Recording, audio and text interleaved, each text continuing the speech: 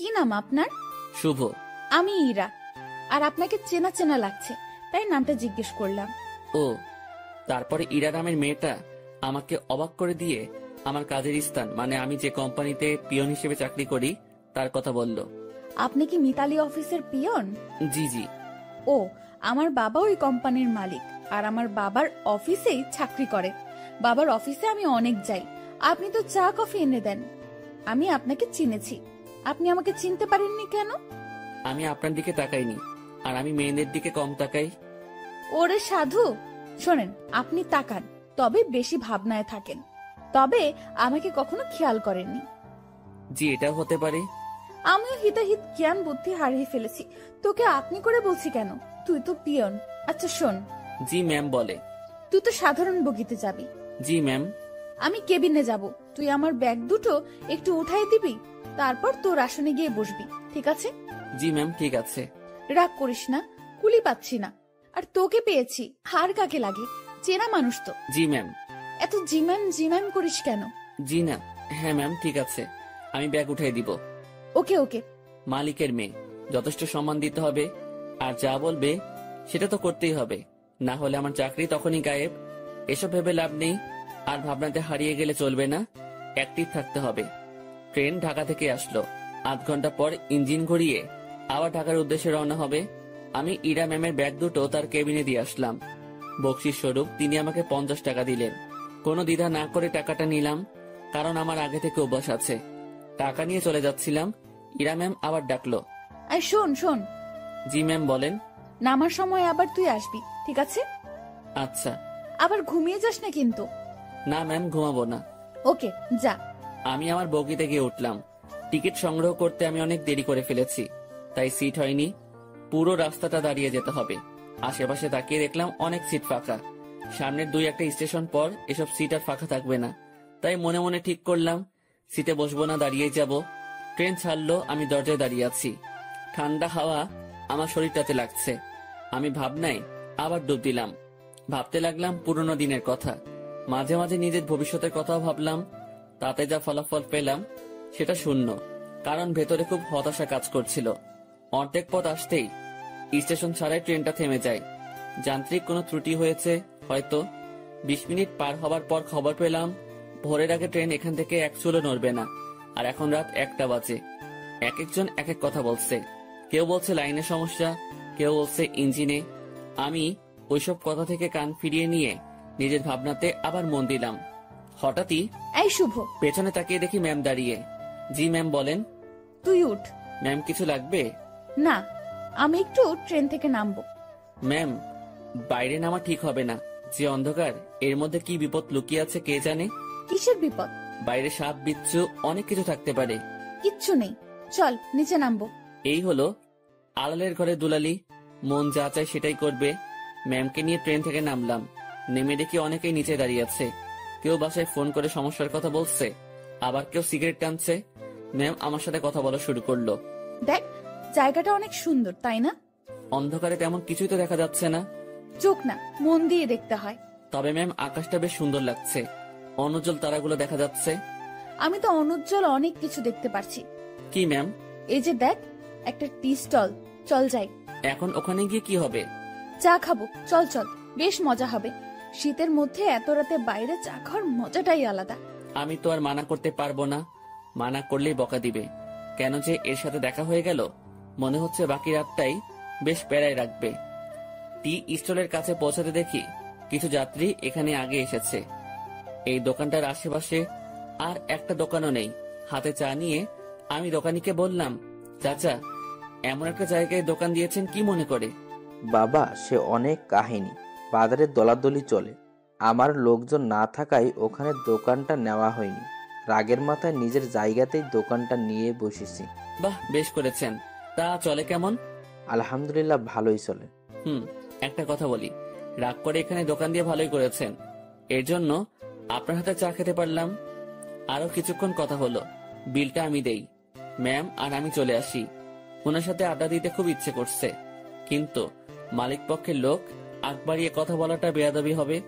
আমি কিছু বলছি না, চুপচাপ তার পেছন পেছন হাঁটছি।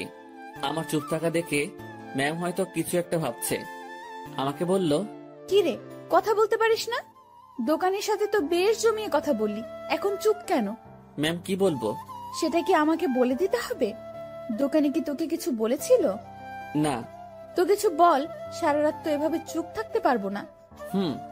আপনি রাজশাহীতে কোথায় আসছিলেন? আর বলিস না, আমার একটা বান্ধবীর বিয়ে হলো, বিয়েতে আসছিলাম। ও। তুই বিয়ে করেছিস? না ম্যাম। কেন? কাকে বিয়ে করব? কাকে করবি মানে? দেশে কি মেয়ের অভাব পড়ছে?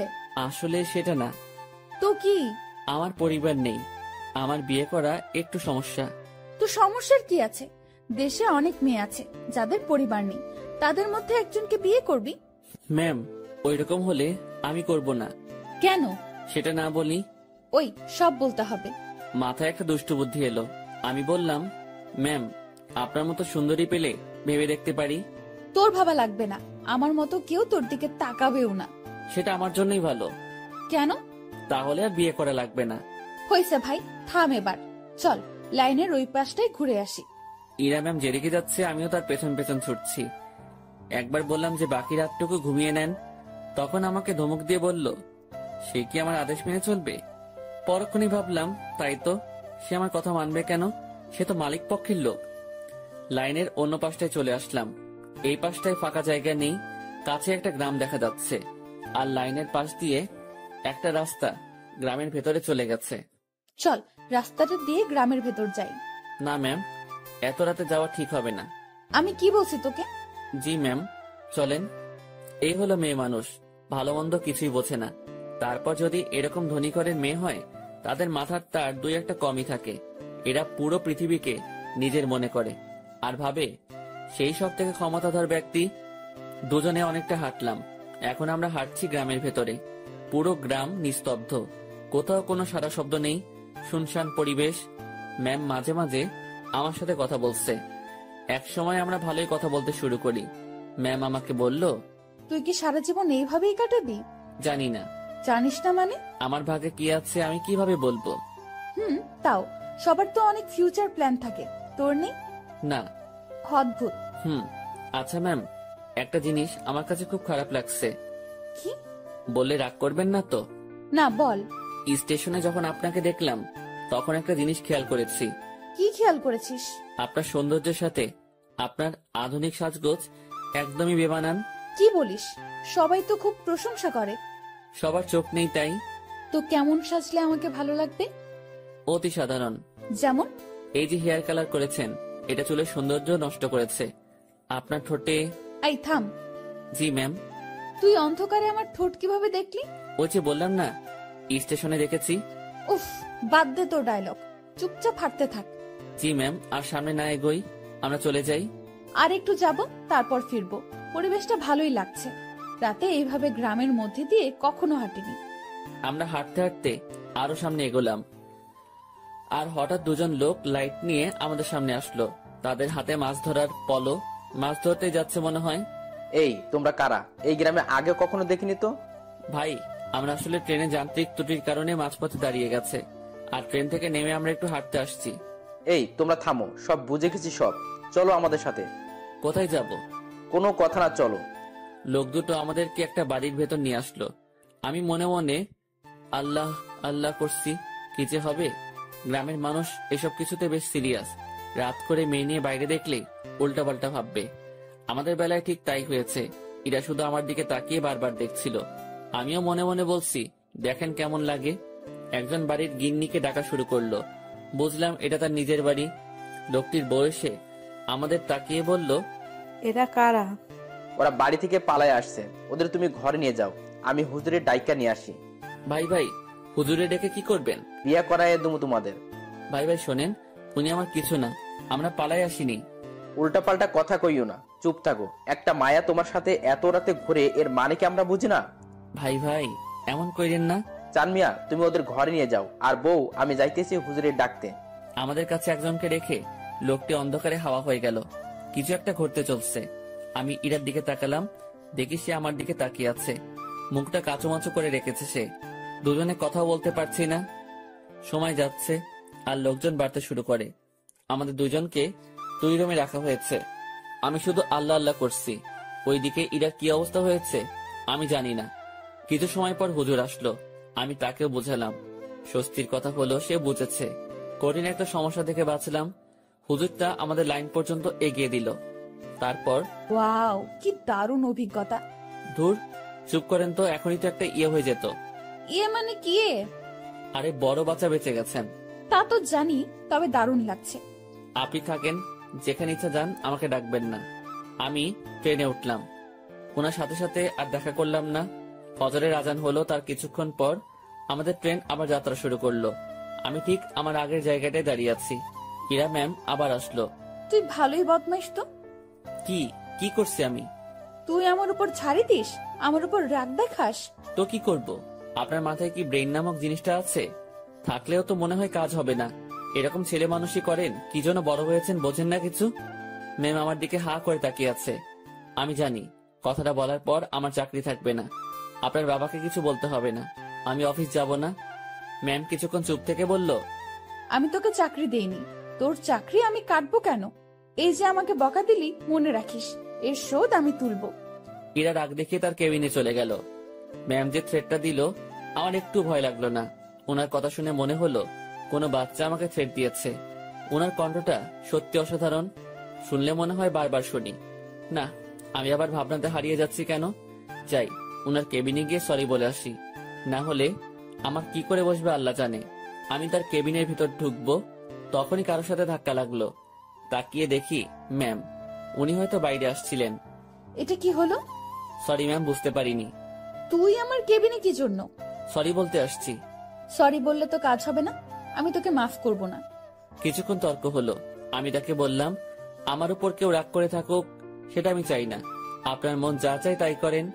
কথাটা বলতেই ম্যাম আমাকে অবাক করে আমার গালে দুটো চড় বসিয়ে দিল। এখন বুঝতে পারলাম ম্যাম বেশ রেগে গিয়েছিল আমার উপর। চড়টা না খেলে হয়তো বুঝতে পারতাম না। আমি তো ভেবেছিলাম অন্য কোনো শাস্তি দিবে হয়তো। চড় মারার পর ম্যাম আরো বলল, তুই আমার বেস্ট ফ্রেন্ড হবি? এমন থাপ্পড় খাওয়ার পর এরকম প্রস্তাব পাবো ভাবতেও পারিনি। মনে মনে ভাবছি, আমি তার সাথে কেন বন্ধুত্ব করতে যাব? তার চালচলন আর আমার চালচলন রাত দিন তফাৎ। কিন্তু কথাটা তাকে মুখের উপর মানা করতে পারবো না, যদি আবার কয়েকটা থাপ্পড় দিয়ে দেয়। ভয় ভয় বললাম, হব। গুড, তুই এখন যা। না, শোন শোন, তোর কন্ট্যাক্ট নাম্বারটা দিয়ে যা, আমি কল করে তোকে ডেকে নেব যে কোনো সময়। ম্যামকে মোবাইল নাম্বারটা দিয়ে আগের জায়গায় ফিরে আসলাম। 8টায় আমাদের গন্তব্যে পৌঁছে গেলাম। ইরা ম্যামের কথা অনুযায়ী তার ব্যাগগুলো নামিয়ে দিলাম। এখন উনি আর আমি স্টেশনের বাইরের রাস্তায় দাঁড়িয়ে আছি। বাসা থেকে ওনার জন্য গাড়ি পাঠানো হয়েছে। গাড়ি জ্যামে পড়েছে, তাই অনেক লেট হচ্ছে। আমার পেটের অবস্থা খারাপ, রাতে কিছু খাওয়া হয়নি, আবার অনেকটা বেলা হয়েছে, পেটে এখনো কিছু পড়েনি। ম্যামের সামনে কিছু বলারও সাহস পাচ্ছি না। কিছু সময় পর উনি আমাকে বললেন, তোর কি ক্ষুধা লাগছে? জি অনেক। তো খেয়ে আয়। আচ্ছা আপনি দাঁড়ান, আমি যাবো আর আসবো। আমি একটা দোকানে গিয়ে চা বিস্কিটের সাথে কয়েকটা কলা খেয়ে নিলাম। দোকানদারকে টাকা দিতে যাব, তখন মনে হলো ম্যামও তো কিছু খাইনি, ওনাকে খাওয়ার কথা বলা উচিত ছিল। ভুলটা যেহেতু করেই ফেলেছি, তাই ওনার জন্য কিছু নিয়ে গেলাম। আমি কাছে গিয়ে তার দিকে খাবারগুলো এগিয়ে দিলাম। আমার দিকে উনি ভ্রু কুঁচকে তাকালো। এগুলো আমাকে কেন দিচ্ছিস? খেয়ে নিন, আপনি তো রাতে কিছু খাননি। তুই কি ভাবিস আমাকে? আমি সকাল সকাল রাস্তায় দাঁড়িয়ে এসব খাবো? এগুলো তোদের মতো লোকজন খাবে। সরি সরি ম্যাম, বুঝতে পারিনি। খাবারগুলো নিজের ব্যাগে ভরে নিলাম, নিজে বাসায় গিয়ে খাবো। ঘন্টাখানেক পর গাড়ি আসলো। ম্যামকে উঠিয়ে দিয়ে আমি আমার বাসায় চলে গেলাম। আমার হাতে শুধু আজকের দিনটাই ছুটি আছে, আগামীকাল থেকে ডিউটি। বাসায় এসে সব ঠিকঠাক করে নিলাম। দিনের বাকি সময়টুকু আর বাইরে বের হলাম না। এই শহরের গাড়িগুলোর হর্ন আমার ভালো লাগে না। প্রচন্ড বিরক্তিকর একটা জিনিস, শুনলেই মাথা ব্যথা শুরু হয়ে যায়। রুমের জানালা খুলে দিয়ে আকাশের দিকে তাকিয়ে থাকি।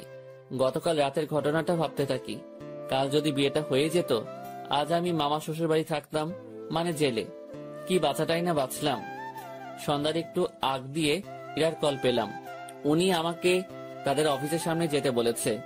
গত রাতে ফ্রেন্ড হয়েছি, কথা রাখতে অবশ্যই যেতে হবে। কথাই আছে, ফ্রেন্ডের কাছে কোনো বাহানা চলে না। আমিও তাই কোনো বাহানা বা ব্যস্ততা দেখালাম না। বাইরে যাচ্ছি ওনার সাথে দেখা করতে, তাই একটু সাজতে হবে। ব্যাগ থেকে নতুন একটা ফুল হাতা গেঞ্জি বের করলাম। একটু স্মার্ট সাজার জন্যই সুন্দরীদের সামনে তো আর এমনি এমনি যাওয়া যায় না। এই প্রথম কাউকে উদ্দেশ্য করে সাজগোজ করছি। মনের মধ্যে কেমন যেন খটকা লাগছিল। এখন খটকা দেখার সময় নেই। চটপট রেডি হয়ে আমার অফিসের সামনে গেলাম। ম্যামকে গিয়ে ঠিক সেখানে পেলাম। উনি তার গাড়ির সাথে হেলান দিয়ে দাঁড়িয়ে আছে।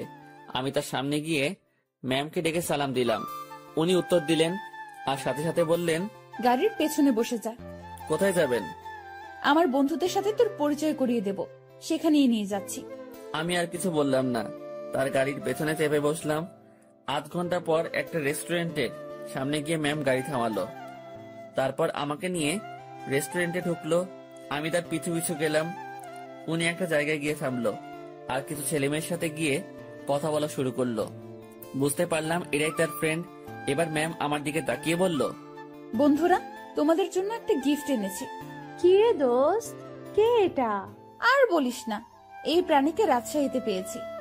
এই পাগলার সাথে কিছুক্ষণ কথা বলেছি, তারপর বেস্ট ফ্রেন্ড হওয়ার প্রস্তাব দিয়েছি। দুঃখের বিষয় হলো পাগলা আমার কথা বিশ্বাস করে হ্যাঁ বলে দিয়েছে। তোরা বলতো, এর মতো খ্যাত মানে কি বলবো, এরকম একটা মানুষ আমার ফ্রেন্ড। অসম্ভব। দেখ ভাই, আমার ফ্রেন্ডদের সাথে পরিচয় করিয়ে দিতেই তোকে এখানে নিয়ে আসছি। ইরা একে একে তার বন্ধুদের সাথে পরিচয় করিয়ে দিল। সবাই বনেদি ঘরের ছেলে মেয়ে। ট্রেনের কথা মনে পড়তেই লজ্জায় ঘেমে যাচ্ছি। এখন মান সম্মান যা যাওয়ার তা তো গেছে, বাকিটুকু নিয়ে এখান থেকে কেটে পড়তে পারলেই হলো। কিছুক্ষণ পর সেটাও থাকলো না। আমার পোশাক আর চেহারা নিয়ে তারা উপহাস করতে শুরু করলো। একটা ছেলে এগিয়ে এসে বলল, ভাইয়া এটা গেঞ্জি নাকি তেনা? কোথা থেকে কিনেছো ভাইয়া? নাকি কারো পড়ে থাকা জিনিস কুড়িয়ে নিয়েছো? না ভাই, সত্যি কিনেছি। ওমা, তাই? হুম। দেখ, ছেলেটা মাথায় তেল দিয়ে আসছে। সবাই হেসে উঠলো। সত্যি কথা বলতে আমি তেল দেইনি, ওরা পচানি দেওয়ার জন্যই বলছে। ভাবছি এখানে আর থাকা ঠিক হবে না। ম্যামকে বললাম, ম্যাম আমি এখন যাই। ওলে বাবুটা, এখনই না, কিছু খেয়ে যাও। হ্যাঁ, কিছু খেয়ে যা। একটা ছেলে আমার পকেটে হাত দিল। আমার দুর্ভাগ্য যে পকেট থেকে সে 20,000 টাকা নিয়ে এসেছি। ব্যাগে রেখে আসবো মনে ছিল না। ছেলেটা আমার পকেট থেকে টাকাটা দেখে একটু অবাক হয়ে বলল, কি রে, তোর কাছে এত টাকা কুড়িয়ে পেয়েছিস কোথায়? যাই হোক, আমাদের কিছু খাওয়া। আমি আর কি মানা করব, মান সম্মান একটু বজায় রাখতে হ্যাঁ বললাম। তাতেই ওরা সুযোগ পেয়ে গেল। নানা রকম দামি খাবার অর্ডার করলো, যেগুলো আমি চোখে দেখা তো দূরের কথা, নামও শুনিনি। ওরা সবাই খাচ্ছে, আমি দাঁড়িয়ে আছি। একজন খেতে বলেছিল, কিন্তু আমি মানা করেছি আর বলেছি খেয়ে আসছি, আমার পেট ভরা। খাওয়া শেষে বিল তো 20,000-এর উপরে এলো। আমার মাথায় ঢুকলো না 7-8 জন মিলে 20,000 টাকা কিভাবে খায়। যেটা জোগাড় করতে আমার বছর খানেক সময় লেগেছিল। খারাপ ভালো দু ধরনের মজাই পাচ্ছিলাম। কম খাবারে এত বিল আর আমার পকেটে টাকা গায়েব। ম্যাম আমি এখন চাই। হ্যাঁ যাবি, তার আগে একটা কথা বলি, কখনো এরকম মফিজ মার্কা কাজ করবি না। এত সহজে কোনো বন্ধুত্ব পাওয়া যায় নাকি? জীবনে কোনো কিছুই সহজভাবে নিবি না। জি ম্যাম। যা তাহলে। আমি বাইরে এসে দাঁড়ালাম। পকেটে টাকা নেই, বাসায় যাব টাকা লাগবে। মনে মনে ঠিক করলাম ম্যামের কাছ থেকে কিছু টাকা চেয়ে নিব, না হলে এই পথ যেতে যেতে মধ্যরাত হয়ে যাবে। কাল সকালে আবার অফিসে যেতে হবে। অনেকটা সময় পার হওয়ার পর ম্যাম আর তার বন্ধুরা বের হলো। আমি ম্যামকে ডাকায় সে বাকিগুলোকে বিদায় দিয়ে আমার দিকে আসলো। কি হয়েছে, এখনো যাসনি কেন? ম্যাম আমাকে কিছু টাকা, পুরোটা বলার আগেই একটা থাপ্পড় বসিয়ে দিল। আমি আবার বললাম, গাড়ির ভাড়া টাকাটা চাইছিলাম, পকেটে কোনো টাকা নেই, যেতে অনেক সময় লাগবে, কাল থেকে আবার অফিস আছে। তোর জন্য কি আমি টাকা নিয়ে দাঁড়িয়ে আছি, ফকিন্নির বাচ্চা? কথাটা সত্যি বুকের মাঝখানে গিয়ে লাগলো। আমি আর কথা বাড়ালাম না, ওনার দিকে একবার তাকিয়েই হাঁটা শুরু করলাম। সেই জায়গা থেকে বাসায় যাওয়ার পুরোটা সময় শুধু রেস্টুরেন্টের ভেতরের অপমানের কথা মনে হয়েছে। আজকাল মানুষগুলো কেমন হয়েছে, আরেকজনের আর্থিক অবস্থা না বুঝে তার টাকা খসানোর জন্য উঠে পড়ে লাগে। টাকাগুলোর জন্য খুব মায়া হচ্ছে। ওদের কাছে হয়তো সামান্য টাকা, কিন্তু আমার কাছে পাহাড় পরিমাণ। মধ্যরাতে বাসায় ফিরলাম, কিছু শুকনা খাবার খেয়ে শুয়ে পড়লাম। শুয়ে আর কিছু ভাবলাম না, ঘুমানোর চেষ্টা করলাম, কারণ কাল অফিস যেতে হবে। পরদিন সকালবেলা উঠতে আর দেরি করলাম না। ফোনে অ্যালার্ম দেওয়াই ছিল। সময় মতো উঠে হাতের কাজগুলো সেরে নিলাম। তারপর খেয়ে অফিসের উদ্দেশ্যে রওনা হলাম। অফিসে যাওয়ার পর যে সমস্যায় পড়লাম সেটা আমি কখনো চিন্তাও করিনি। যেখানে স্যার মানে ইরার বাবা বসে থাকার কথা, সেখানে ইরা বসে আছে। ওই চেয়ারটাতে ইরা বসা মানে আজকের দিনটা পুরো শেষ। আমি রুমে ঢুকে তাকে সালাম করে বেরিয়ে আসলাম। কিছুক্ষণ পর উনি নক করলেন। আমি ভেতরে গিয়ে বললাম, জি ম্যাম বলুন। 4 নম্বর টেবিলে রাশিদ সাহেব অফিসে আসেনি, তুই একটু খোঁজ নিয়ে দেখ। জি ম্যাম। আমি ফোন করে জানলাম উনি রাস্তায় আছেন। আমি ম্যামকে সেটা জানিয়ে দিয়ে বাইরে বসে আছি। সেই মুহূর্তে জেনারেল ম্যানেজার আমাকে ডাকলেন কফি এনে দিতে। আমি কফি নিয়ে তার রুমে গেলাম। কফির কাপটা হাতে নিয়ে দেখলেন এবং ফেলে দিলেন। কি হয়েছে এটা বলার সাথে সাথে উনি আমাকে জ্বর বসিয়ে দেন আর বলেন, কফির উপর মরা মাছি পড়ে আছে, দেখিস না? সরি স্যার, দেখতে পাইনি। উনি আমার কলার ধরলেন। আমি যদি এটা খেয়ে ফেলতাম, তারপর যদি অসুখ করতো, তুই কি করতিস তখন? স্যার মাফ করে দেন, দেখতে পাইনি। উনি অনেক বাজে বাজে বকা দিচ্ছিলেন। অফিসের মধ্যে একটা শোরগোল বেঁধে গেল। ইরা ম্যাম তার কেবিন থেকে উঠে আসলেন। সবাই মিলে দোষটা আমাকে দিচ্ছিল। এখন ভয় লাগছে যে ম্যাম চটটা মেরে হয়তো বিদায় করে দিবেন। তারপর ম্যাম সবকিছু শুনলেন, আমার থেকেও আর ম্যানেজারের থেকেও।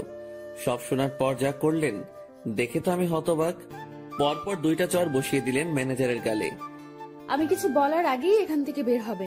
আর হ্যাঁ, বাকি সবাইকে বলছি, এটা নিয়ে কোনো কথা হবে না। সমস্যা হয়েছে, সমাধান করেছি। সমালোচনা করে ভালো জিনিস খারাপ বানাবে তো পাবলিক। বুঝবা, কত ধানে কত চাল। যার যার কাজে যাও, অনেক সময় নষ্ট হয়েছে। কিছুক্ষণ ঝড়ের পর অফিস স্বাভাবিক, আগের মতো কাজ চলছে। কিভাবে সব সামনে নিলাম। হুটহাট ম্যানেজার শেখ, সাথে 2টা থাপ্পড়। বিচারটা যাই করুক, তাহলে আমার সাথে অমন করলো কেন? ভাবতে ভাবতে কোনো উত্তরই খুঁজে পেলাম না। লাঞ্চের সময় আমি বাসা থেকে রুটি নিয়ে আসছি। 2-1জনকে পানি এনে দিয়ে আমি খাওয়ার জন্য বসবো। তখন ম্যাম ডাকলো। মনে মনে ভাবছি খাওয়াটাও কপালে নেই। মুখ ভার করেই ম্যামের রুমে ঢুকলাম। জি ম্যাম, কিছু বলবেন? তুই খাবার খেয়েছিস? জি না। বাসার থেকে খাবার নিয়ে আসছিস নাকি বাইরে গিয়ে খাবি? বাসা থেকে এনেছি। যা, খাবার নিয়ে আমার রুমে আয়। ম্যাম বুঝিনি। আরে হারামি, খাবার নিয়ে আমার রুমে আয়। কথাটা শুনেই ভাবছিলাম আমি ঠিক শুনছি তো। ভাবনাতে আর ডুব দিলাম না। দেরি না করে খাবার নিয়ে আবার রুমে ঢুকলাম। ম্যাম তো দেখি দামি দামি খাবার সব টেবিলে সাজাচ্ছেন। আমাকে দেখিয়ে দেখিয়ে বললেন, এসব আমার মায়ের হাতের রান্না। ম্যাম আমি বাইরে গিয়ে খাই, আপনি খাওয়া শুরু করেন। পানি লাগলে বলবেন। এই, তুই কি এজন্য ডেকেছিস? আচ্ছা, তোর খাবারের বাটিটা আমার হাতে দে তো। আমি তেমন কিছু আনিনি, ওই রুটি। আমি দেখবো, দে। ভয়েই বাটিটা ওনার হাতে দিলাম। লজ্জায় তো মাথা কাটা যাওয়ার অবস্থা। বাসায় কিছু ছিল না, তার উপর টাকাও নেই। রুমে পেঁয়াজ মরিচ ছিল, সেগুলো কেটে তেল আর লবণ দিয়ে মাখিয়ে নিয়ে আসছি। ম্যাম যদি সেটা দেখে তো। কথাটা ভাবতে ভাবতেই বাটির ঢাকনা খুলেই উনি চোখ বড় বড় করে ফেলেন। খাবারটা কিছুক্ষণ তাকিয়ে থেকে দেখে আবার আমার দিকে তাকালেন। কি রে, এগুলো কি? ম্যাম আসলে রুমে কিছু ছিল না, তারপর টাকাও নেই। রুমে আটা ছিল তো, ওইটা দিয়ে আর কি একটা ব্যবস্থা করে নিয়ে আসছি। ম্যাম আমার বাটিটা টেবিলে রাখলেন। তারপর উনি তার চেয়ারে বসে পড়লেন। আমি দাঁড়িয়ে আছি। উনি একবার আমার দিকে তাকাচ্ছেন আর একবার আমার খাবারের দিকে তাকাচ্ছেন। আমি ওনার সামনে এখন লজ্জাতে ইমিটিমিটি হাসতেছি। উনি কিছু সময় চুপ থাকার পর মুখ খুললেন। এই যে, এই খাবারগুলো তোর। ওনার খাবার আমার দিকে এগিয়ে দিলেন। আমি টেবিলের কাছে গিয়ে হাত দিয়ে নিজের বাটিটা নিয়ে বললাম, আমি যেটা এনেছি সেটা না খেলে আমার পেট ভরবে না, আর আপনার খাবার খেলে আমার পেট খারাপ হতে পারে। এত ভালো জিনিস কখনো খাওয়া হয়নি তো, পেট খাবারটা সহ্য করতে নাও পারে।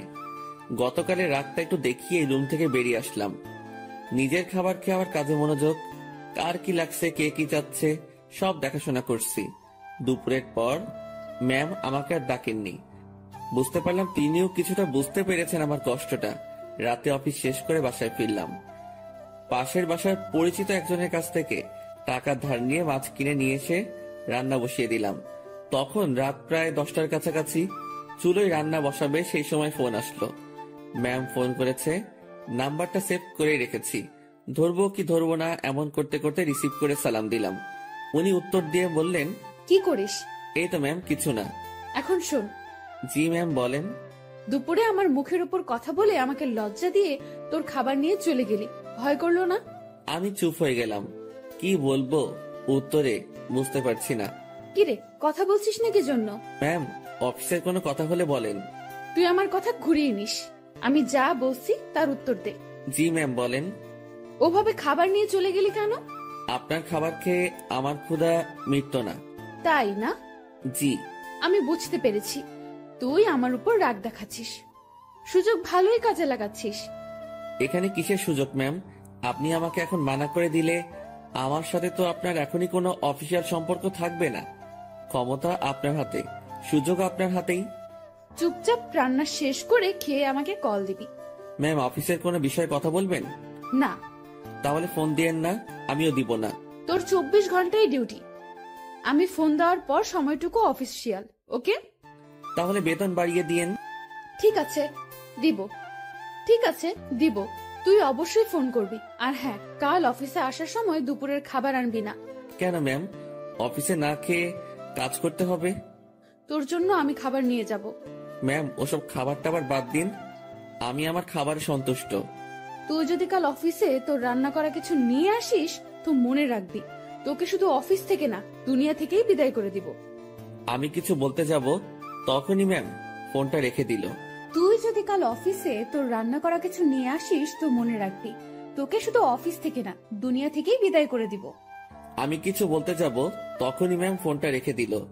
মনে মনে ভাবছি, এত আদিক্ষেতা দেখানোর কি আছে? আমি তার অফিসের সামনে একজন পিয়ন, আর এমন ব্যবহার করছে। মনে হয় না, ছি ছি ছি, কি সব কথা ভাবছি আমি। পরদিন সকাল সকাল উঠে আর রান্না করলাম না। সকালে নাস্তাটা বাইরে করেই অফিসে রওনা হলাম। অফিসে গিয়ে দেখি ম্যাম আগে এসেছেন। প্রতিদিনের মতো হাজিরা দিলাম। উনি আমাকে দেখে তেমন কিছু বললেন না।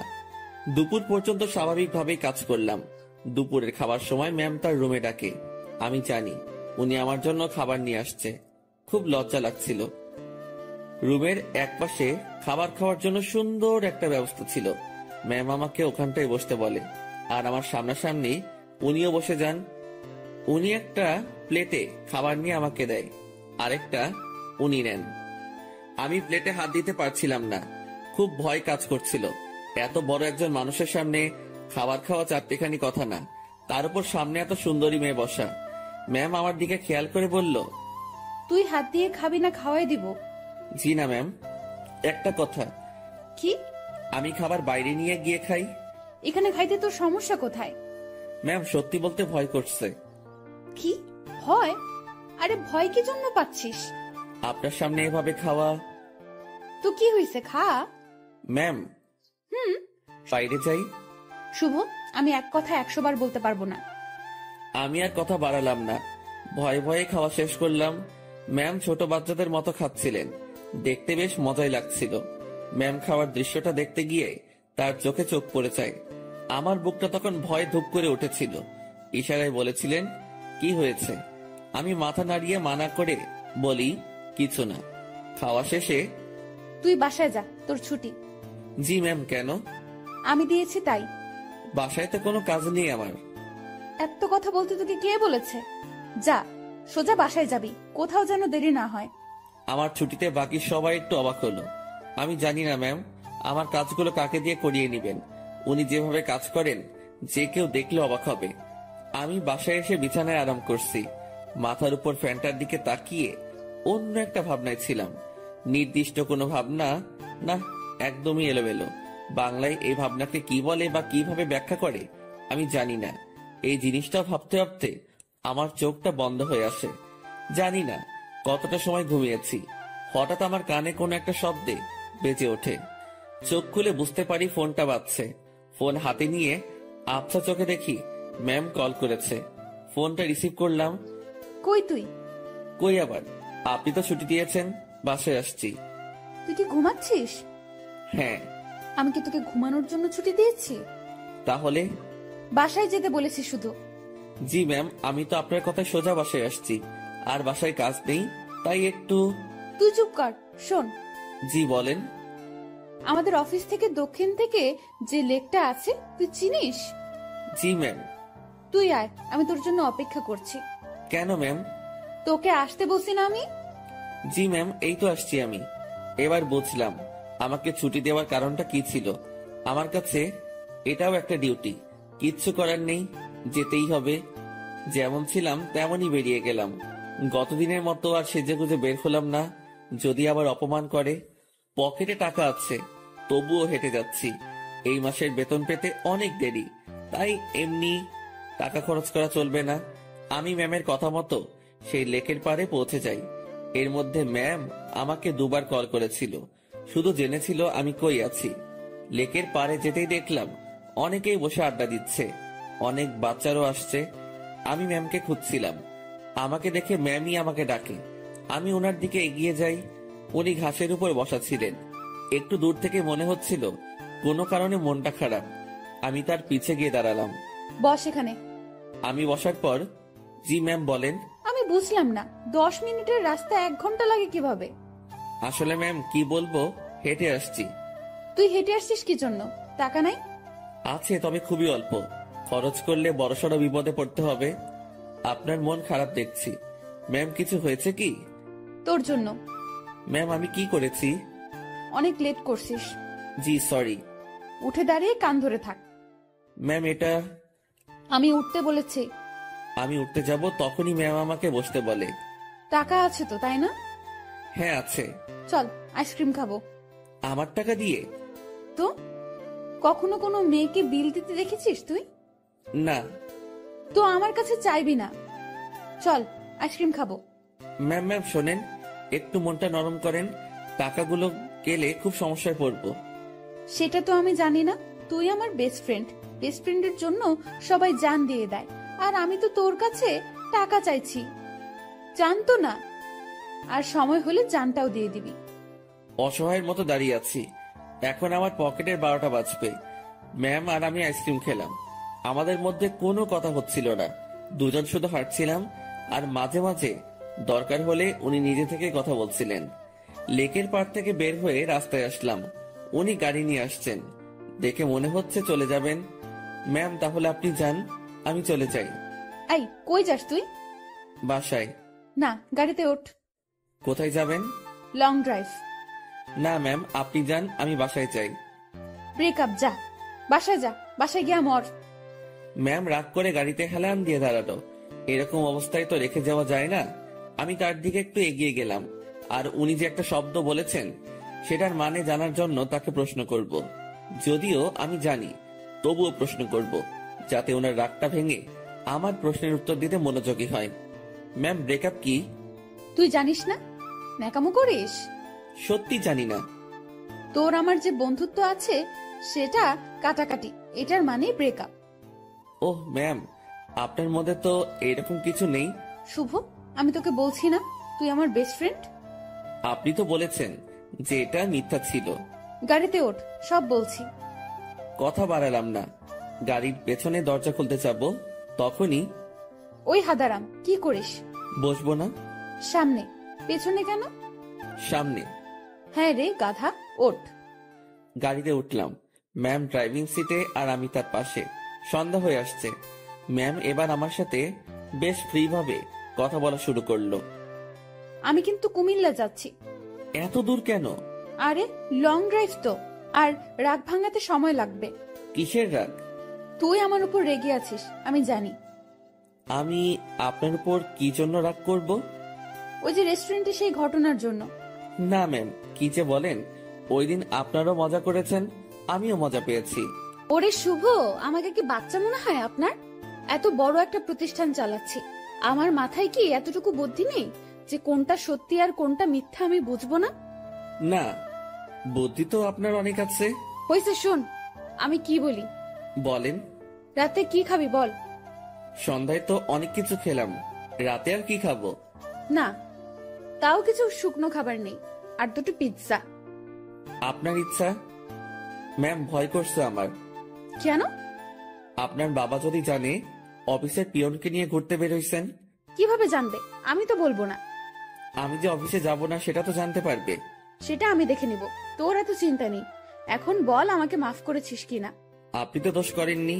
তোকে যে কি করব আমি, দেখ। আর রাগ করে থাকিস না, ভুল করে ফেলেছি। আমি রাগ করিনি তো। আমি তোর চোখে মুখে রাগ দেখতেছি। আচ্ছা, রাগ নেই আমার উপর, সত্যি তো? হ্যাঁ, সত্যি। সত্য নাকি মিথ্যা সব টের পাবো। আমি যা বলবো সেটা যদি না করিস তাহলেই বুঝবো তুই এখনো রেগে আছিস। না, কি যে বলেন, আপনার তো সব কথাই শুনি। কত যে শুনিস আমার জানা আছে। মাঝপথে আমরা গাড়ি থেকে নেমে কিছু খাবার নিলাম। দুজন বেশ কথা বলতে বলতে যাচ্ছি। ইরা ম্যাম গাড়িটা এখন বেশ ধীর গতিতে চালাচ্ছেন। আজ বেশ কুয়াশাও পড়েছে। আই চল, বাইরে কুয়াশার বৃষ্টিতে ভিজি। এই না, এটা করবেন না। বাইরে গেলে বিপদ। সেদিনের মতো হলে অবস্থা খারাপ হয়ে যাবে। যাব না তো, তোর কেয়ারিংটা আমার খুব ভালো লাগে। সেটা পাওয়ার জন্যই কথাটা বললাম। তুই কাউকে ভালোবাসিস নাই? কোন ভালোবাসা? মানে পছন্দের মানুষ বিয়ে টিয়ে করার ইচ্ছা এমন। এর আগেও তো বলেছি ওই রকম কেউ নেই। কাউকে দেখে পছন্দ হয় না? না, প্রায় সবার মধ্যেই ভেজাল আছে। ভেজাল মানে? মানে আর কি, এখন তো প্রেমের বাজার চলে। বাজারটা বেশ গরম। এক একজন 10-12টা প্রেম করে, তার উপর ওয়েটিং এ রাখে। তুই জানিস কিভাবে? চোখ খোলা রাখলে সবই টের পাওয়া যায়। ম্যাম, আপনার নেই কি পছন্দের মানুষ? না রে, এসব পছন্দ টছন্দ আমার হয় না। আমাকে যে বুঝতে পারে তাকেই আমার পছন্দ। ও, আপনার বাবা আপনাকে বিয়ে দিবে না? কি সব প্রশ্ন যে করিস! বিয়ে দিবে না কেন? অবশ্যই দিবে। তাদের পছন্দেই বিয়ে করবেন। হ্যাঁ, এটাই তো স্বাভাবিক। হঠাৎ করে এই মাঝ রাস্তায় জ্যাম পড়ে যায়। কুয়াশা বেশি হওয়ায় সব গাড়ি চলাচল বন্ধ করে দেওয়া হয়েছে। ম্যাম গাড়ির হেডলাইটটা অফ করলো। তারপর কোথা থেকে যেন একটা চাদর বের করলো। আপনি কি এখন ঘুমাবেন? না, শীত করতেছে প্রচুর, গায়ের উপর দিয়ে রাখি। আমি বাইরে তাকালাম। কুয়াশায় কিচ্ছু দেখা যাচ্ছে না, তবু তাকিয়ে আছি ম্যামের দিকে।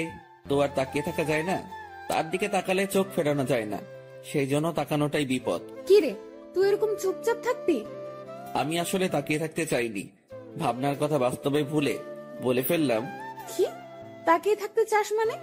না ম্যাম, মানে ওই যে আমার খুব শীত করতেছে, কথা থেকে বাঁচার জন্য বললাম। আগে বলবি না? আয় চাদরের মধ্যে। মনে মনে ভাবছি আরেক বিপদ। কি হলো? আয়। না ম্যাম, ঠিক আছে, শীত কমে গেছে। ভয় পাচ্ছিস তাই না? ভয় নেই, কাছে আয়। আরে খুব কাছে না, চাদরটা বড়, তুই একটু কাছে আসলেই হয়ে যাবে। একটু কাছে গেলাম। ম্যাম আমাকে চাদরের একটা মুড়ি দিল। আমি সেটা আমার পাশে ঘিরে পিঠের সাথে লাগিয়ে নিলাম। এবার আমি কাঁপতেছি, তবে সেটা শীতে না, ভয়ে। কাঁপুনি রেখে ম্যাম বলল, ওরে আল্লাহ, তোর এত শীত করতেছে। এখন ঠিক হয়ে যাবে। আমি জানি ঠিক হবে না। কথাটা বলে ম্যাম আমার খুব কাছে আসলো, তবে তার শরীরের সাথে কোনো স্পর্শ লাগেনি। অনেক চেষ্টা করে নিজের কাঁপুনি থামালাম। ম্যামের চোখে ঘুম ঘুম ভাব এসে গেছে। ম্যাম, আপনি তো ঘুমাচ্ছেন। কই না তো। আপনার কি খুব ঘুম পাচ্ছে? অনেক। ম্যাম ধীরে ধীরে বেশ সুন্দরী হয়ে উঠছে। শুনেছি সুন্দরী মেয়ে ঘুমালে আরো বেশি সুন্দরী লাগে। আজ সেটা সামনে থেকে দেখলাম। আমি যদি ওনার বর হতাম, এখন কাছে নিয়ে বুকের মধ্যে রাখতাম। পরক্ষণে মনে পড়ল, কি সব ভাবছি আমি। ছি ছি ছি, এসব কি আসছে মাথায়। ম্যাম ঘুমে আর ঠিক থাকতে পারে না, আমার খুব কাছে আসে, আমার কাঁধের উপর তার মাথা রাখার চেষ্টা করছে। এবার সব ভুলে যাই আমি, নিজে থেকে তার দিকে এগিয়ে যাই, আর উনি তার মাথা আমার কাঁধের উপর রাখে। বুকের মধ্যে হাতুড়ি পেটা হচ্ছে। ওনার নিঃশ্বাস আমার টি শার্টে লাগার পরপরই আমার কেমন যেন একটা অনুভূতি কাজ করছে। না পারছিলাম তখন বুঝতে, না পারছিলাম ভাবতে। কিছুক্ষণ ঘুমানোর পর ম্যাম জাগ না পায়, আমি জেগেই আছি। একটুর জন্য চোখ বন্ধ করিনি। ম্যাম উঠে দেখলো সে আমার কাঁধে মাথা রেখে শুয়ে আছে। ঘাটটা দ্রুত উঠিয়ে দিয়ে বলল, সরি সরি, আমি ঘুমের মধ্যে। ম্যাম, আমি আপনার কাছে গিয়েছি, দেখছিলাম আপনি ঝিমুনি দিয়ে বারবার পড়ে যাচ্ছিলেন। ম্যাম লজ্জা পেয়েছে, লজ্জা মাখা মুখ নিয়ে বলল, রাত অনেক হয়েছে, এখন যা এনেছি সব খেয়ে নেই। জি ম্যাম, আপনার ইচ্ছে। তুই সব আমার উপর নির্ভর করিস কি জন্য? নিজে কিছু বলতে পারিস না? জি ম্যাম, এখনই খাবো। এই, সেটা আমার বলার পর। আমরা খাবার খাওয়া শুরু করলাম। হঠাৎ পুলিশ এসে নক করলো। আমরা গাড়ি থেকে নামলাম। ইরা পুলিশের সাথে কথা বলছিল। আপনারা কোথায় যাচ্ছেন? কুমিল্লা 14 গ্রাম। উনি আপনার কে হন? বর। উনি দূরে দাঁড়িয়ে আছেন কেন? ভয় পাচ্ছে নাকি? এই, তুমি এখানে আসো। মনে মনে বলছিলাম, ভয় পাবো না? পুলিশকে কি মিথ্যাটাই না বললো? আপনারা যে স্বামী স্ত্রী সেটা আমি বুঝবো কিভাবে? এইটারও প্রমাণ লাগবে। হ্যাঁ। আমার চাচু আবু সাইদ পুলিশ কমিশনার। কি নাম বললেন? আবু সাইদ। উনি তো ঢাকায় থাকেন, তাই না? হ্যাঁ। আপনারা ঢাকা থেকেই আসছেন? হ্যাঁ, ঢাকা থেকেই তো আসবো। সাইদকে আমি চিনি, উনি আমার বন্ধু। দাঁড়াও, আমি এখনই ফোন করছি। তুমি আগে বললা না। সরি মামুনি। ইরা তো পড়লো মহা বিপদে। তার চাচাকে যদি বলে দেয় বরকে নিয়ে ঘুরতে যাচ্ছে, তাহলে তো ইরা শেষ। এখন সে এই পুলিশকে না করতেও পারবো না। এদিকে তার চাচা ফোনটা রিসিভ করেছে। দুজন বন্ধু একে অপরের খোঁজ নেওয়ার পর পুলিশটা ইরার কথা বলল। ইরার চাচা বড় সড়ো এক ধাক্কা খেলো। পুলিশ আমাদের বিদায় জানালো। আমরা গাড়িতে গিয়ে বসলাম। ইরা তো ভয় শেষ। একটু পরেই ইরার ফোনটা বেজে উঠলো। তার চাচা কল করেছে। ইরা ফোনটা রিসিভ করলো। তুমি কোথায় আছো, কিভাবে আছো, কার সাথে আছো আমি জানতে চাচ্ছি না। যার সাথে থাকো না কেন তাকে কাল আমাদের বাসায় নিয়ে আসো, ঠিক আছে? জি চাচু। ওকে। ইরার চাচা ফোন রেখে দেয়। ইরা আমাকে বলতে শুরু করলো, এখন কি হবে? আপনারই তো দোষ। আপনি মিথ্যা বলতে গেলেন কেন? সত্যি বললে যদি সমস্যা করতো তাই। আর আমি আগে থেকেই ভেবে রেখেছি পথে সমস্যা হলে এগুলো বলবো। কিন্তু এই হারামি পুলিশটা যে চাচার বন্ধু কে জানতো? আচ্ছা, টেনশন করেন না। বাসায় গিয়ে সত্যি কথাটা বলে দিবেন, হয়ে যাবে। ভয়টা আমাকে নিয়ে না, তোকে নিয়ে। কেন? জানি না কি হবে। ওরা তোকে কি বলবে, আমি কিভাবে সামলাবো বুঝতে পারছি না। এই মুহূর্তে আমি বা তাকে কি বলবো বুঝতে পারছি না। ভাবছি এর সাথে থাকলেই সমস্যায় পড়তে হয়। ম্যাম বেশ টেনশনে পড়ে গেছে। একবার আমার দিকে তাকাচ্ছে, আরেকবার বাইরে। ম্যামের অবস্থা দেখে বেশ মায়াই হচ্ছিল। মিথ্যা বলে উনি বড় ফাঁসা ফেসে গেছেন। তার টেনশন কমানোর জন্য আমি তাকে ডেকে বললাম, ম্যাম। বল। আমি বলি কি, এত টেনশন করে লাভ নেই, যা হবার হবে। আর সত্যিটা বললে হয়তো উনারা বুঝতে পারবে। সত্যিটাই বা কিভাবে বলবো? আমার তো তাদের সামনে কথা বলতে ভয়, হাত পা কাঁপবে। আচ্ছা ম্যাম, ওনাদের সাথে আমি কথা বলবো। আরে তোর সাথে ওনারা কথাই বলবে না। সেটা দেখা যাবে, আগে তো বাসায় যাই। রাতটা কাটলো জেগে জেগেই। রাতের শেষ ভাগে যানজট কেটে গেল। আমরা ঢাকায় ফিরলাম আর সোজা ম্যামের বাসার সামনে পৌঁছে গেলাম। ম্যাম আমাকে বাইরে রেখে ভেতরে গেলেন। ভেতরে তার সাথে কি হচ্ছিল সেটা আমার কাছে অজানা। হয়তো তাকে বকা দিচ্ছে। কিছু সময় পর ম্যামের সাথে পুরো পরিবার আসলো। আমি তো দেখেই ভয়ে শেষ। ম্যামের বাবাকে দেখে আরো ভয় লাগছিল, কারণ উনি তো আমাকে চেনেন। স্যার আমার কাছে এসে বললেন, তুই আমাদের অফিসের পিয়ন, তাই না? জি স্যার। আশেপাশে সবাই হেসে উঠল। ইরার চাচা তাকে ডেকে বলল, আরে এত মানুষ থাকতে তুই কিনা একটা পিয়নের সাথে লং ড্রাইভে গিয়েছিলি? ইরা চুপ, কারণ সে এখানে কিছুই বলতে সাহস পাবে না। চুপচাপ থাকতে হবে তাকে। তোকে যেন অফিসে না দেখি, ঠিক আছে? জি স্যার। আমি চলে আসলাম তাদের ওখান থেকে। বাইরে এসে দীর্ঘ একটা নিঃশ্বাস ফেললাম। যাক, তেমন বকা দেয়নি। ম্যামকেও হয়তো কিছু বলেনি। নিজের বাসায় আসলাম। 2 দিন পর খাওয়া দাওয়া বন্ধ হয়ে যাবে। বিছানায় শুয়ে শুয়ে ভাবছি, এখানে না থাকতে পারলে চলে যাব। দিনটা কোনো রকমে পার করলাম। পরদিন ঘুম থেকে জাগনা হয়েছে, কিন্তু বিছানা ছেড়ে উঠতে ইচ্ছা করছে না। মোবাইলটা হাতে নিলাম, দেখি বিকাশ কোম্পানি থেকে মেসেজ। বিরক্তি নিয়ে ফোনটা রেখে দিলাম। শুয়ে শুয়ে টাকার কথা ভাবছি। এমন সময় মনে হলো স্ক্রিনে মনে হয় কিছু দেখছিলাম। ঝটপট মোবাইলটা হাতে নিয়ে দেখি 25,000 টাকা আমার অ্যাকাউন্টে কে যেন পাঠিয়েছে। আর একটা মেসেজ আছে, এটা ম্যামের নম্বর। মেসেজটা সিন করে দেখতে পেলাম উনি শুধু ব্রেকআপ লিখে পাঠিয়েছেন। নিজে নিজে শিওর হলাম টাকাটা উনি পাঠিয়েছেন। হয়তো আমার প্রতি তার দয়া হয়েছে। যাক, আমার একটু ভালোই হলো। কাজ খুঁজতে সুবিধা হবে। ম্যামের সাথে দেখা হলে ধন্যবাদ দিব। আমার রুমের দরজায় কারো নক। আলসিমি ছেড়ে উঠে দরজা খুললাম।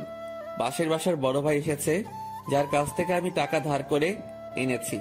ভাই আমার টাকাটা খুব প্রয়োজন, তুই যেভাবে পারিস টাকাটা দে। ভাই আমি তো বলেছি কয়েকদিন পর দিতে পারবো। না ভাই, আমার খুব দরকার।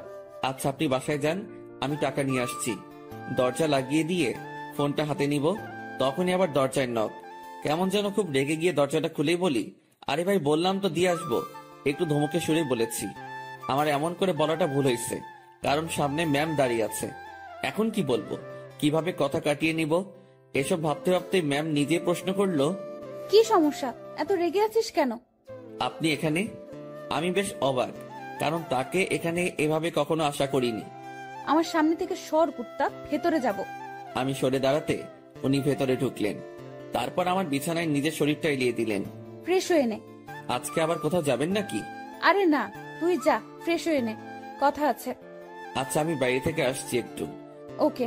আমি বাইরে এসে টাকা উঠে বড় ভাইকে থামিয়ে আসি। উনি যদি আবার আসতেন, আমার রুমে মেয়ে দেখে হয়তো ভিন্ন কিছু ভাবতো। রুমে এসে দেখি ম্যাম ঘুমিয়ে গেছে। আমি ফ্রেশ হয়ে নিলাম। কাজ শেষে উনার দিকে তাকিয়ে ভাবছি, এই মেয়েটার যে কি হয়েছে।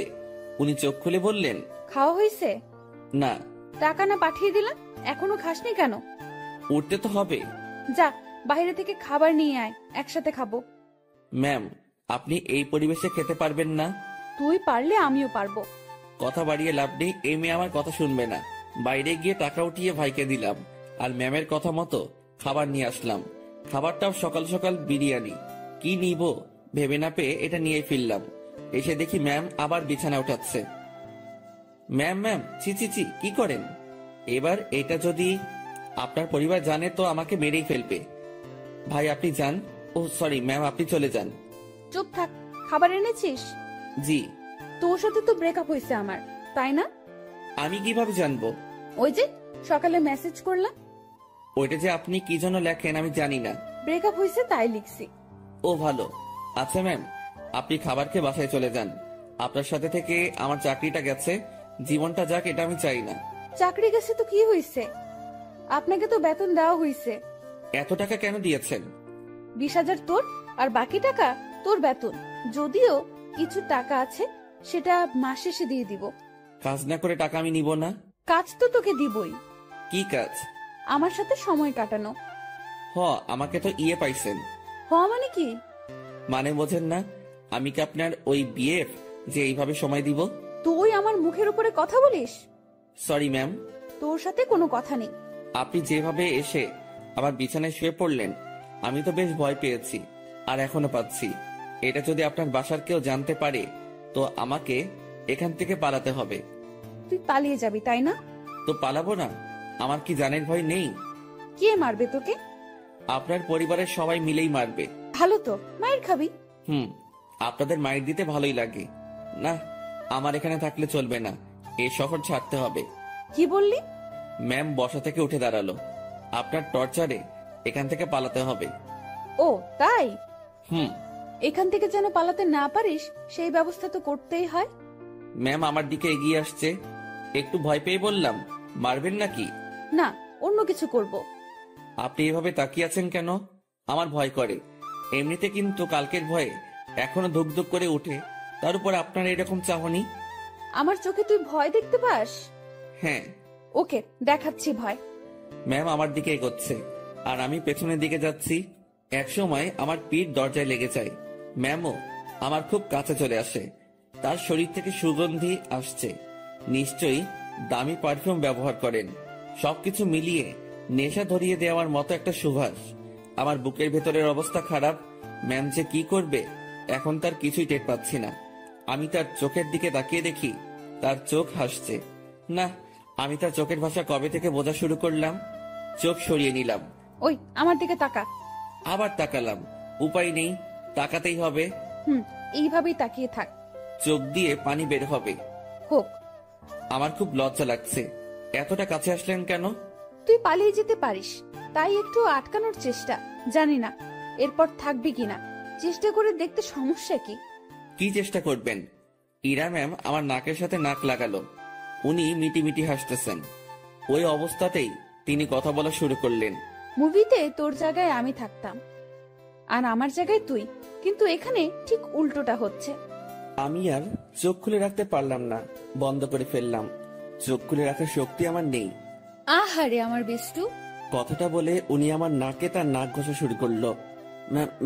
ম্যাম, হুম, একটু সরে দাঁড়ান। আগে বল পালাবি না? পালাবো না। প্রমিস কর। প্রমিস পালাবো না। এভাবে হবে না। তাহলে ইরা তার জামাটা সরিয়ে বলল, নাভি টাচ করে বলতে হবে। ওনার নাভি দেখেই আমি চোখ সরিয়ে ফেলি। অসম্ভব সুন্দর একটা জিনিস দেখলাম।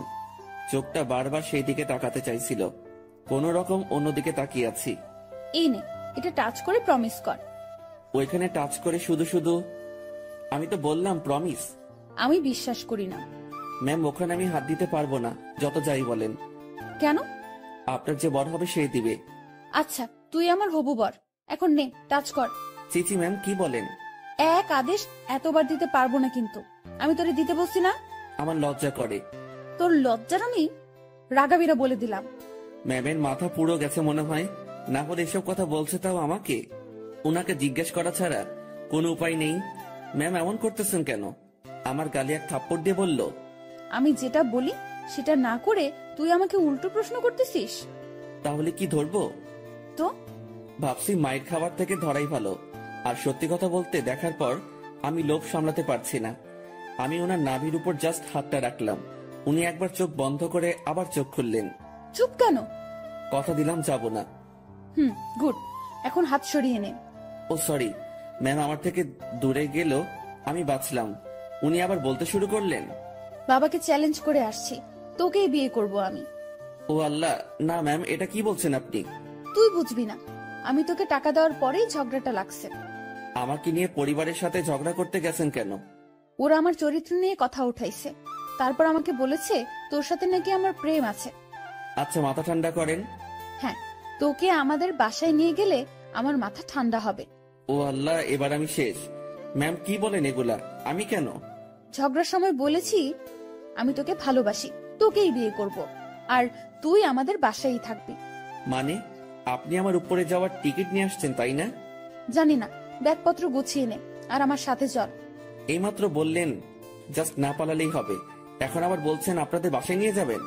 দেখে নিলাম তুই আমার উপর কতটা দুর্বল আর কতটা ভালোবাসিস। না, আপনি কি যে বলেন।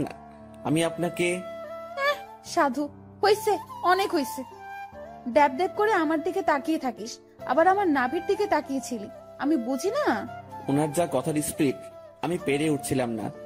এখন ওনার বায়না আমাকে তাদের বাসায় নিয়ে যাবে। আর যাই হোক, নিজের জানটা অকালে চলে যাক সেটা আমি চাই না। আমি তো যাবনি, সেটাই মনে মনে ঠিক করলাম। এখন ম্যামকে বোঝাতে হবে, ম্যাম আমি যাব না। রুমে ছুরি নেই? কি করবেন? হাত কাটবো আমার। এই না, তোর সাথে কথা নেই, ব্রেকআপ, যা। তুই মানা করার কে? ছুরি কই সেটা বল। না না ম্যাম, যাব আমি। দ্রুত তোর কাপড় গুছিয়ে ব্যাগে ওঠা। ওকে ওকে, উঠাচ্ছি। না, তুই ভাঁজ করে দে, আমি উঠাচ্ছি। আমি কাপড়গুলো ভাঁজ করে দিচ্ছি, আর ভাবছি এইরকম জেদ ধরা ভালোবাসার জন্য আমি তার সাথে চলে যাচ্ছি। এটা কি ঠিক হবে? আমি ইরাকে ভয় ভয় বললাম, ম্যাম একটা কথা। বল। দেখেন, এরকম জেদ ধরা ভালোবাসা নিয়ে আপনার সাথে যাচ্ছি, এর কি কোনো গ্যারান্টি আছে? নাকি সময় শেষ হলে, জেদ শেষ হলে তাড়িয়ে দিবেন? ইরা কেমন ঢং করে আমার দিকে তাকালো, মাথায় দুটো হাত রেখে বলল, আমাকে কি আগের দিনের গ্রামের মাতব্বর মনে হয় যে 4-5টা বিয়ে করব? বিয়ে একটাই, আর ভালোবাসা একটাই। আপনি কি আমাকে ভালোবাসেন? না। তো নিয়ে যাচ্ছেন কেন? একসাথে থাকতে থাকতে ভালোবাসাটা হয়ে যাবে। আচ্ছা চলেন। দাঁড়া, কিছু কথা বলে নেই। জি বলেন। আমাদের তো জয়েন্ট ফ্যামিলি, বাসায় প্রায় 50 জনের বেশি মেম্বার আছে। কেউ যদি বলে তুই কি কাজ করিস, কি বলবি তখন? এখন তো বেকার, কি আর বলবো, বেকারই বলতে হবে। না, তুই যে পিয়নের চাকরি করিস সেটা বলবি। চাকরিটা তো নেই। আছে। আপনি বললেই হলো নাকি? স্যার আমাকে মানা করে দিয়েছে। কোম্পানির 60% শেয়ার আমার। মালিক তাহলে কে? জি আপনি। আজ বাসায় আমার সাথে থেকে কাল সকালে দুজন একসাথে অফিসে যাব, ঠিক আছে? জি ম্যাম, ঠিক আছে। যানটা হাতে নিয়ে ওনার সাথে রওনা দিলাম। ম্যাম কখন কি করে বোঝা বড় দায়, তার মাথায় যে কি করে আল্লাহ জানে, আর উনিই জানেন। ওনার বাসার দিকে যতই অগ্রসর হচ্ছি ততই বুকের ধুকপুকুনিটা বাড়ছে। ম্যামের বাবাকে অফিসে দেখেই যে ভয় পেয়েছি, এখন তার সামনে থাকতে হবে, তাও আবার তার মেয়ের হবু জামাই হয়ে। ভাবতেই সারা শরীরে লোমগুলো দাঁড়িয়ে যাচ্ছে। ওনার বাসায় পৌঁছে গেলাম। গাড়ি যেখানে পার্ক করলো সেখানেই আরো অনেকগুলো গাড়ি। বাসাটা দেখে মনে হয় না এত লোক এখানে থাকে। এই, তুই আমার পিছু পিছু থাকবি, ওকে?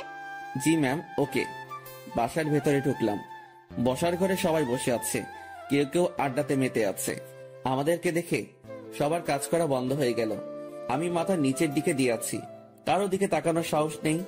এই ম্যামের জন্য আমি এই পরিস্থিতিতে পড়েছি। আমি ম্যামের কথা কেন শুনতেছি? আমি কি ওনাকে মনের অজান্তে ভালোবেসে ফেলেছি? না, ভাবনা ঢুকলে চলবে না। এখন অ্যাক্টিভ থাকতে হবে। ম্যাম যেটা বলবে সেটাই করতে হবে। ধীরে ধীরে বাসার সবাই চলে আসলো। ওনার বাবা মা তো প্রথম থেকেই এখানে ছিলেন। এই যে আমি আমার বরকে এনেছি, আজ থেকে ও এখানেই থাকবে। কেউ যদি আমাকে বাসা থেকে বের করে দেওয়ার কথা ভাবো, তো আমার সম্পত্তি বুঝিয়ে দিয়ে তারপর বের করে দিও। তুই আমার মেয়ে। দেখো, ওর জেদ খুব। তুমি কিছু বলো না, ও ঠিক হয়ে যাবে। আর এই ছেলে তোর আমি। আমার দিকে তাকিয়ে কথা বলছে। আমি তো ভয়ে শেষ। ইরা, মা, তুই ওকে নিয়ে উপরে যা। ম্যাম আমাকে নিয়ে তার রুমে আসলো। অমায়িক সব সাজগোজ, রুমটা এত সুন্দর যে যেদিকে তাকাচ্ছি অবাক হচ্ছি। আমি তো রুম দেখাতে ব্যস্ত। ম্যাম তখন আমাকে বললেন, তুই বিছানায় উঠে থাক, আমি আসছি। ম্যাম কই যান আপনি? নিচে। আমার ভয় করে কেউ এসে আমাকে মেরে ফেলবে। আরে পাগলা, কে মারবে? আপনার ওই পুলিশ চাচা। উনি বাসায় নেই, আর আমি নিচে যাব আর আসবো। আচ্ছা। ইরা চলে যাওয়ার পর রুমটা ভালোভাবে দেখছিলাম। দেখতে দেখতে বিছানায় বসে পড়লাম। বিছানাটাও বেশ নরম। বসার সাথে সাথে কেমন যেন একটা নরম তুলতুলে ভাব। হঠাৎ ইরার মা রুমে প্রবেশ করলেন। আমি তাকে দেখে দাঁড়িয়ে গেলাম। উনি আমার কাছে এসে বললেন, বাবা, নাম কি তোমার? জি শুভ। ও, ইরা হয়তো পাগলামি করে এমনটা করেছে। তোমার বাবা মা, ফ্যামিলি আছে, তারা এসব শুনলে সমস্যা করবে। তুমি বিকেল পর্যন্ত থেকে চলে যেও, একটু পরে ওর রাগ কমে যাবে। আমি কিছু বলার আগেই রুমে ঢুকতে ঢুকতে ইরা বলল, ওর বাবা মা নেই, বিকেল পর্যন্ত রাখার জন্য ওনাকে আমি নিয়ে আসিনি। আর তোমাকে এসব বলতে কে বলেছে? দেখ ইরা, তোর বাবাকে তুই তো চিনিস। বাবাও আমাকে চেনে। বাইরের একটা ছেলে ধরে এনে এভাবে বাসায় ঢুকানো ঠিক হয়নি। লোকে খারাপ বলবে, সমাজ খারাপ বলবে। তো তোমরা সবাই আমাকে ওইসব বলেছিলে কেন, যে ওর সাথে আমার রিলেশন আছে? আচ্ছা, আমরা সবাই তোর কাছে ক্ষমা চেয়ে নিব। এখন তুই ছেলেটাকে বিদায় কর। না, ওকে আর কিভাবে বিদায় করব? ও আমাদের এখানেই থাকবে। মানে? আমার রাগটা কমে যাক, আমি বাবার সাথে কথা বলে নিব। তুমি যাও। তুই এখনই এসে তোর বাবার সাথে কথা বল। যাও তুমি, আমি আসতেছি।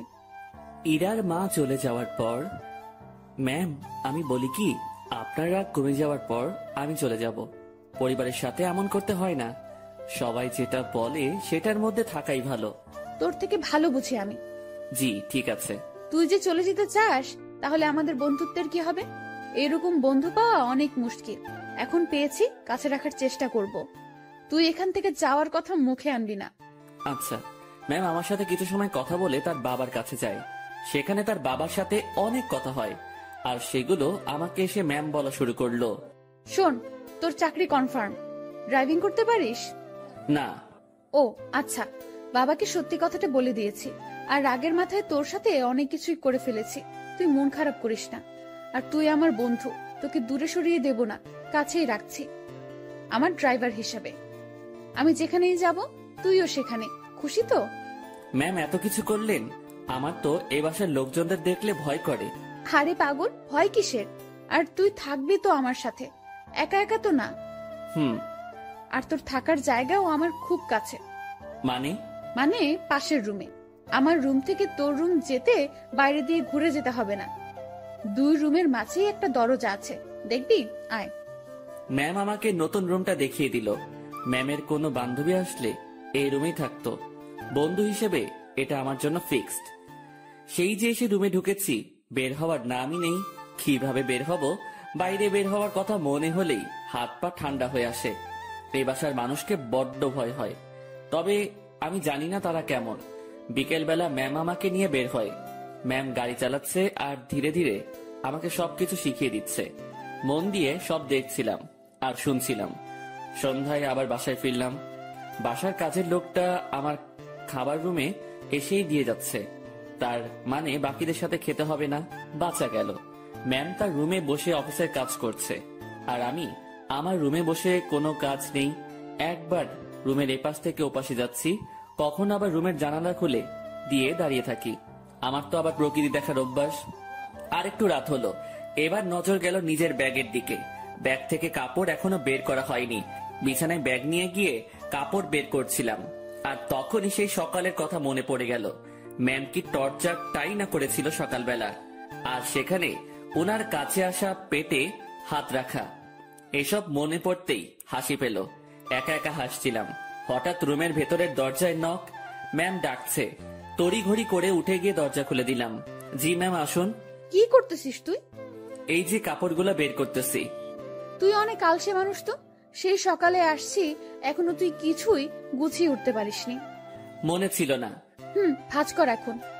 আমি আবার বিছানায় বসে কাপড় ভাঁজ করায় মন দিলাম। ম্যাম আমার গা ঘেঁষে বসলো। উনি খুব কাছে বসেছিল, তাই বললাম, ম্যাম একটু দূরে বসেন, সমস্যা হচ্ছে। কথাটা বলেই মনে হয় জীবনে সব থেকে বড় একটা ভুল করলাম। কথাটা বলার সাথে সাথে ম্যাম চোখ লাল করে ফেললেন। দেখে বোঝাই যাচ্ছিল বেশ রাগ করেছে। ফর্সা মানুষ, তার শরীরে রক্তগুলো সব চোখ মুখ গালে এসে জড়ো হচ্ছিল।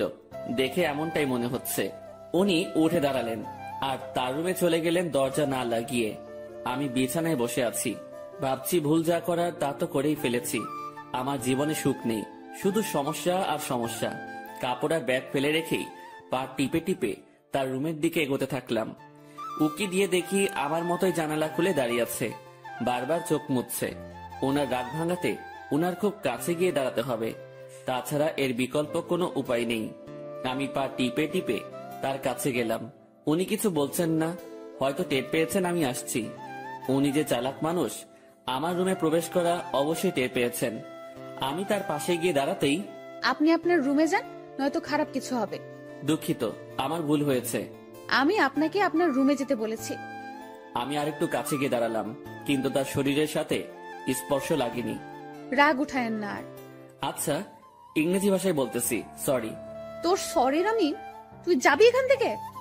একটু তো দূরেই যেতে বলেছি, তাতেই এত রাগ করতে হবে? আমি তো দূরের মানুষ, দূরেই থাকবো, তাই না? না, কাছের মানুষ। না না, কাছের মানুষ তো দূরে থাকে না, কাছেই থাকে। সরি, আমি বুঝতে পারিনি। আমার বলাটা ঠিক হয়নি, আপনার কাছে আসাটা ঠিক ছিল। রাত হয়েছে, রুমে গিয়ে ঘুমিয়ে পড়ো, সকালে অফিস আছে। রাগ কমেছে তো আপনার? কমে যাবে। এত অভিমানী আমি কখনো দেখিনি। আমি নিজেই নিজেকে প্রশ্ন করলাম, আমি ভুল করছি না তো? উনি এত বন্ধুত্বের কথা বলতেছেন, আমি তো তার ডাকে একটুও সাড়া দিচ্ছি না। আমার কি দূরে থাকাটা ঠিক হচ্ছে? উনি তো তার বন্ধুর জন্য অনেক কিছুই করেছে, আমি তো কিছুই করতে পারলাম না, বা এখনো কিছু করিনি। আমি কি তার বন্ধুত্বের ভালোবাসায় সাড়া দিব? মনের সাথে বোঝাপড়া যখন শেষ হলো, তখন আমি তার ডান হাতটা আমার দু হাতের মধ্যে রেখে বললাম, এই তো কাছে এসেছি, আর দূরে যাওয়ার কথা বলবো না। অমন ভুল কখনো হবে না, সরি। সত্যি তো? ওনার কণ্ঠ শুনে মনে হচ্ছিল অভিমানটা অনেকটাই কমেছে। কেন যে ম্যাম এমনটা করে? ম্যাম, এখন যাই তাহলে। কাছে থাকতে ভালো লাগছে না। আপনি তো বললেন কাল অফিস আছে, আমাকে ঘুমাতে বললেন। পরে ঘুমাবি। ম্যাম আনমনে জানালা দিয়ে বাইরে তাকিয়ে আছেন। তার ডান হাতটা তখনই আমার দু হাতের মধ্যে এক অন্যরকম ভালো লাগা কাজ করছিল তখন। সেটা যে কি আমি ঠিক বলতে পারবো না। আমি ম্যামের মুখের দিকে তাকালাম, দেখি মিটিমিটি হাসছে। আমি তার হাসি দেখে প্রশ্ন করেই বসলাম, এভাবে আনমনে বাইরে তাকিয়ে কি দেখেন? বাইরে কি দেখি? তোকে। আমাকে মানে? আরে পাগলা, তুই আমার জীবনে এমন ভাবে আসলি, মানে আমি ভাবতেই পারিনি। তোর মতো একটা গাধা, তবে ভালো মানুষের সাথে বন্ধুত্ব হয়েছে। তবে আমার পোড়া কপাল। কেন? তুই আমাকে দেখে ভয় করিস, তেমন কথা বলতে চাস না। আমি যা বলি শুধু সেটাই করিস। আর কি করব? যাই হোক, সব ঠিক হয়ে যাবে। যা এখন ঘুমিয়ে পড়। আচ্ছা, গুড নাইট। Good night. পরদিন সকালবেলা থেকে অফিস করা শুরু করলাম। ম্যামের সাথেই সবসময় থাকা, উনি যা বলে সেগুলো শোনা এবং করা, এগুলোতেই ব্যস্ত। দিনকে দিন যাচ্ছিল, আমার অবস্থা ততই ভালো হচ্ছিল। ম্যামের সাথে কথা বলতে এখন আর ভয় লাগে না। কোনো কিছু লাগলে সোজা সাপটা বলে দেই। এদিকে ড্রাইভিংটাও একটু একটু শিখেছি। তাদের বাসার দু একজনের সাথে কথাও হয়েছে। মোটামুটি সবকিছু স্বাভাবিকের দিকেই বলা যায়। কিন্তু এমনটা একটা দিন আসলো সেদিন আমার স্বাভাবিক মন আর ঠিক থাকলো না। ম্যামের বাবা ম্যামের বিয়ের জন্য ছেলে দেখেছে। আজ অফিসে যাওয়া হয়নি আমাদের, কারণ ছেলেপক্ষ দেখতে আসবে। কিন্তু আমার কেমন জানি ভয় ভয় লাগছে। বারবার মনে হচ্ছে ওনার বিয়ে হওয়ার কি দরকার, এমন থাকলেও তো পারে। আমি যা ভাবছি সেটা তো ভুল, বিয়ে তো হবেই। আমি আমার রুমে বসে ছটফট করছিলাম। ম্যামের রুমে বারবার উকি দিচ্ছি।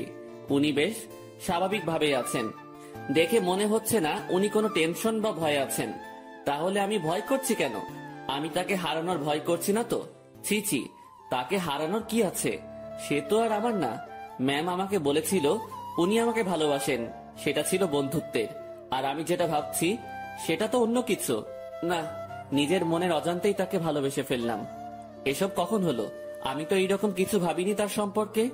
পরক্ষণে মনে হলো আমি তার চিন্তায় দিন পার করেছি, সেখান থেকেই এই অবস্থা। নিজের রুমে আর থাকতে পারলাম না। বিছানা থেকে উঠে ম্যামের রুমে চলে গেলাম। ম্যাম বসে বই পড়ছেন। আমাকে দেখে বললেন, কিছু বলবি? হুম, বল। আপনাকে দেখতে আসছে। তুই তো জানিস নতুন করে প্রশ্ন করার কি আছে। যদি তারা আপনাকে পছন্দ করে, আপনি কি রাজি হবেন? ছেলে যদি ভালো হয়, পরিবার যদি ভালো হয়, তাহলে মানা করব কেন? তাই ঠিক। এটাই বলতে আসছিলি? না হুম। সকাল সকাল তোতলানো শুরু করেছিস। কিছু হয়েছে? একটা কথা বলার ছিল। ম্যাম আমার দিকে তাকিয়ে বইটা বন্ধ করে পাশে রাখলো। তারপর আমাকে তার সামনাসামনি বসতে বলল। তোকে দেখে মনে হচ্ছে আমাকে কিছু বলতে চাচ্ছিস, কিন্তু ভয় করতেছিস। হ্যাঁ, ওই রকমই। ভয় নেই, বল। কিছু বলবেন না তো? আরে আমি তোর বন্ধু না, তোকে কি বলবো পাগল। ভয় নেই, বল। আপনি আপনার বাবাকে বলে বিয়েটা ক্যান্সেল করে দেন। ওই বিয়ে তো ঠিকই হয়নি, এখনই কিভাবে ক্যান্সেল করে দিব? আর কেন ক্যান্সেল করব? আরে আপনি চলে গেলে আমি কিভাবে থাকবো? ওই কিভাবে থাকবি মানে? তুইও থাকবি বাসার বাকি যারা যেভাবে আছে সেভাবে। আমাকে ছাড়া আপনি কি থাকতে পারবেন? ম্যাম আমার দিকে এক দৃষ্টিতে তাকিয়ে আছে। আমার কথা শুনে হয়তো সে অবাক হয়েছে। এই বাসায় বিয়ে করেন মানে? তোর মাথা গেছে নাকি? I love you. মুখ ফসকে হোক আর যেভাবে হোক কথাটা বলে ফেললাম। মনে মনে ভাবছিলাম বাংলায় বলবো, কিন্তু মুখ থেকে ইংরেজিতেই বেরিয়ে গেল। আমার কথা শুনে ম্যাম মিটি মিটি হাসতেছেন। তুই যা বললি ভেবে বলেছিস? না, কেন? ভাবার কি আছে? আমার যেটা নিয়ে ভয় হয়েছে সেটার জন্য বলেছি এটা। কি নিয়ে ভয় হয়েছে? আপনার চলে যাওয়া। আমি চলে গেলে তো কি হয়েছে? তুই একটা বিয়ে করবি, তার সাথে থাকবি, সে তোর কেয়ার করবে। আপনাকে লাগবে। বাচ্চাদের মতো আবদার করতেছিস কেন? জানি না। এক অন্যরকম শুভকে দেখছি, যে কখনো এভাবে আমার কাছ থেকে কিছু চায়নি। আচ্ছা কি লাগবে, কি জন্য লাগবে, সবকিছু বুঝিয়ে বল। আমি কিছু বোঝাতে পারবো না। আপনাকে লাগবে, আর আপনাকে ভালোবাসার জন্য লাগবে। আমার এমন কথা শুনে ম্যাম লজ্জায় তো শেষ, অন্যদিকে তাকিয়ে হাসতেছে। হাসি থামিয়ে বলল, তো এখন আমাকে কি করতে হবে? আপনি বোঝেন না? যতই বুঝি, কিন্তু আপনাকে বলতে হবে। কি করতে হবে বলেন। একবার তো বললামই যে ভালোবাসি, আর আমার কাছে থাকতে হবে। যদি বলি ভালোবাসি না? আমি চুপ করে রইলাম। এই এই কথার উত্তর দে। আমি কিভাবে আটকাবো? চলে যাবেন, আমিও চলে যাব। কোথায় যাবি? জানি না। ও, তো বলেন, ভালোবাসার বীজ কবে বপন করেছিলেন, আর সেটা থেকে চারা গাছ হলো কিভাবে? ইরা নামের একটা পাখি আমার জমিতে এসে তার মুখ থেকে ভালোবাসার বীজটা ফেলে দিয়ে চলে যায়, আর সেই বীজটাই। পুরোটা বলার আগেই ম্যাম হাসতে হাসতে শেষ। উনার হাসি দেখে আমার রাগ হচ্ছিল। আমি উনাকে কিছু বোঝাতে যাচ্ছি, আর উনি হেসে উড়িয়ে দিচ্ছেন। উনি হাসি থামিয়ে বললেন, আজ সকালটা অন্যরকম ভাবে শুরু হলো, এমন হাসির কথা কখনো শুনিনি। উনার কথা শুনে বেশ লজ্জা পেলাম। হয়তো মনের কথাটা বলা ঠিক হয়নি। আমি তার সামনে থেকে উঠলাম আর নিজের রুমে যাওয়ার জন্য পা বাড়ালাম। ম্যাম ডেকে বললেন, কই যাস? ঘুম পাচ্ছে, ঘুমাবো। ঘুম নাকি রাগ? না, ঘুম। রাগ না ম্যাম, ঘুমই পাচ্ছে। আমার জানা আছে, তুই এখানে এসে বস। কথা না শুনলে বকা দিবে। বাধ্য হয়ে আবার তার সামনাসামনি বসলাম। আমার আর তোর মাঝে সম্পর্কটা কিসের? বন্ধুত্বের। তো আমি কি বন্ধুর কথা শুনে হাসতেও পারবো না? পারবেন। আর হাসলেন তো? কথার মাঝে এমন রাগ সুর ভাসতেছে। না, রাগ করিনি। আচ্ছা ভেবে দেখ তো, তুই যে আমাকে ভালোবাসার কথা বললি, সেটা নিয়ে আমি কি কোনো উপহাস করেছি? তোর কথা শুনে হাসি পাচ্ছিল তাই একটু হাসলাম। আর আমাকে যেটা বললি সেটার উত্তর না নিয়ে কই যাস? হ্যাঁ, আমি ভুলে বলে ফেলেছি, সরি। লাত্তি খাবি কুত্তা। ভালোবাসি বল। আপনি হাসবেন তাই বলবো না, আমার ভালোবাসার দাম আছে। ওরে বাবা, একটু হাসছি তাই কত রাগ। তো শুনি, আপনার ভালোবাসার দাম কত? সেটা আপনার না জানলেও হবে। আপনি বই পড়েন, আমি গেলাম। আমি চলে যাচ্ছিলাম, উনি আমার হাত ধরে ফেললেন। কেমন কান্না কান্না কণ্ঠে বললেন, ওই পাগল, আমি তোমার ভালোবাসা নিয়ে উপহাস করিনি তো। আপনি যে হাসলেন। না পাগল। ইরা আমাকে জড়িয়ে ধরে কান্না শুরু করলো আর অভিমানী কণ্ঠে বলল, প্রত্যেকটা গল্পে আমি তোমাকে প্রপোজ করি, তুমি কি করো? তুমি চুপ থাকো, তোমার জন্য ওয়েট করতে হয় আমার। এই গল্পেও তুমি অনেকটা লেট করেছো। আমার কি অপেক্ষা করে থাকতে কষ্ট হয় না? তুমি আমার জন্য কিছুই করো না, আর করতেও হবে না। শুধু ভালোবাসলেই চলবে। আর হ্যাঁ, রাগ দেখাও কেন আমাকে? রাগ শুধু তোমারই আছে, আমার নেই। আর কখনো যদি তোমার কথায় রাগের সুর পাই, তো তখনই ব্রেকআপ। উনি যা বললেন তাতে মুখের কথা কেড়ে নেওয়ার মতো। আচ্ছা, আমি বাবাকে তোর কথা একবার সিরিয়াসলি বলবো। না। কেন? উনি যদি মানা করে, আর আপনাকে যদি সরিয়ে বা আমাকে যদি। বন্ধুত্বের উপর বিশ্বাস রাখ। ইরা আমাকে ছেড়ে দিল, সেও বেশ চিন্তিত, সাথে আমিও।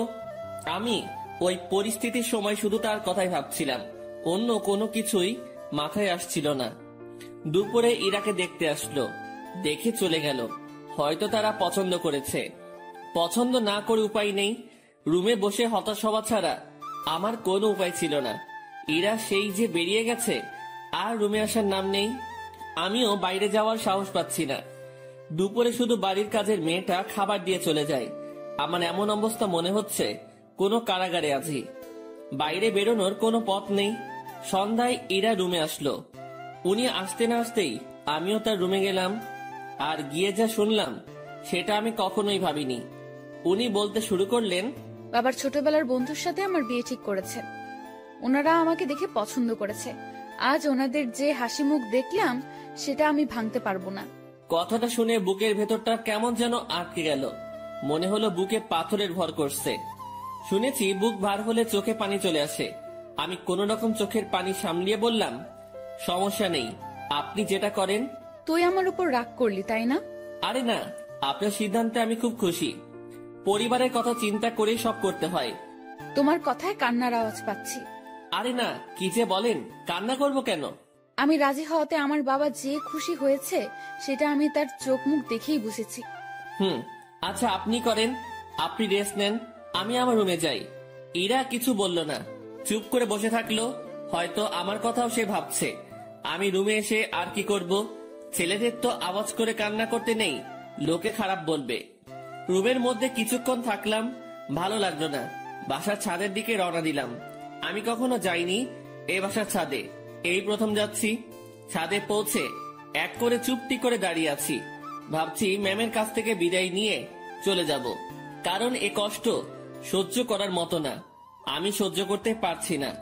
হঠাৎ ছাদে কারো উপস্থিতি টের পেলাম। একটা লোক আমার দিকে এগিয়ে আসছে। কাছে আসতেই তার ফেস দেখে বুঝলাম এটা ইরার কাকা। এই শীতে এত রাতে ছাদে কি করিস? না মানে এমনি বাতাস খেতে আসছিলাম একটু। কি, এই শীতে বাতাস? রুমে বসে ভালো লাগছিল না, তাই আর কি। বেশ চালাক তুই। ভাবছি কি চালাকি করলাম।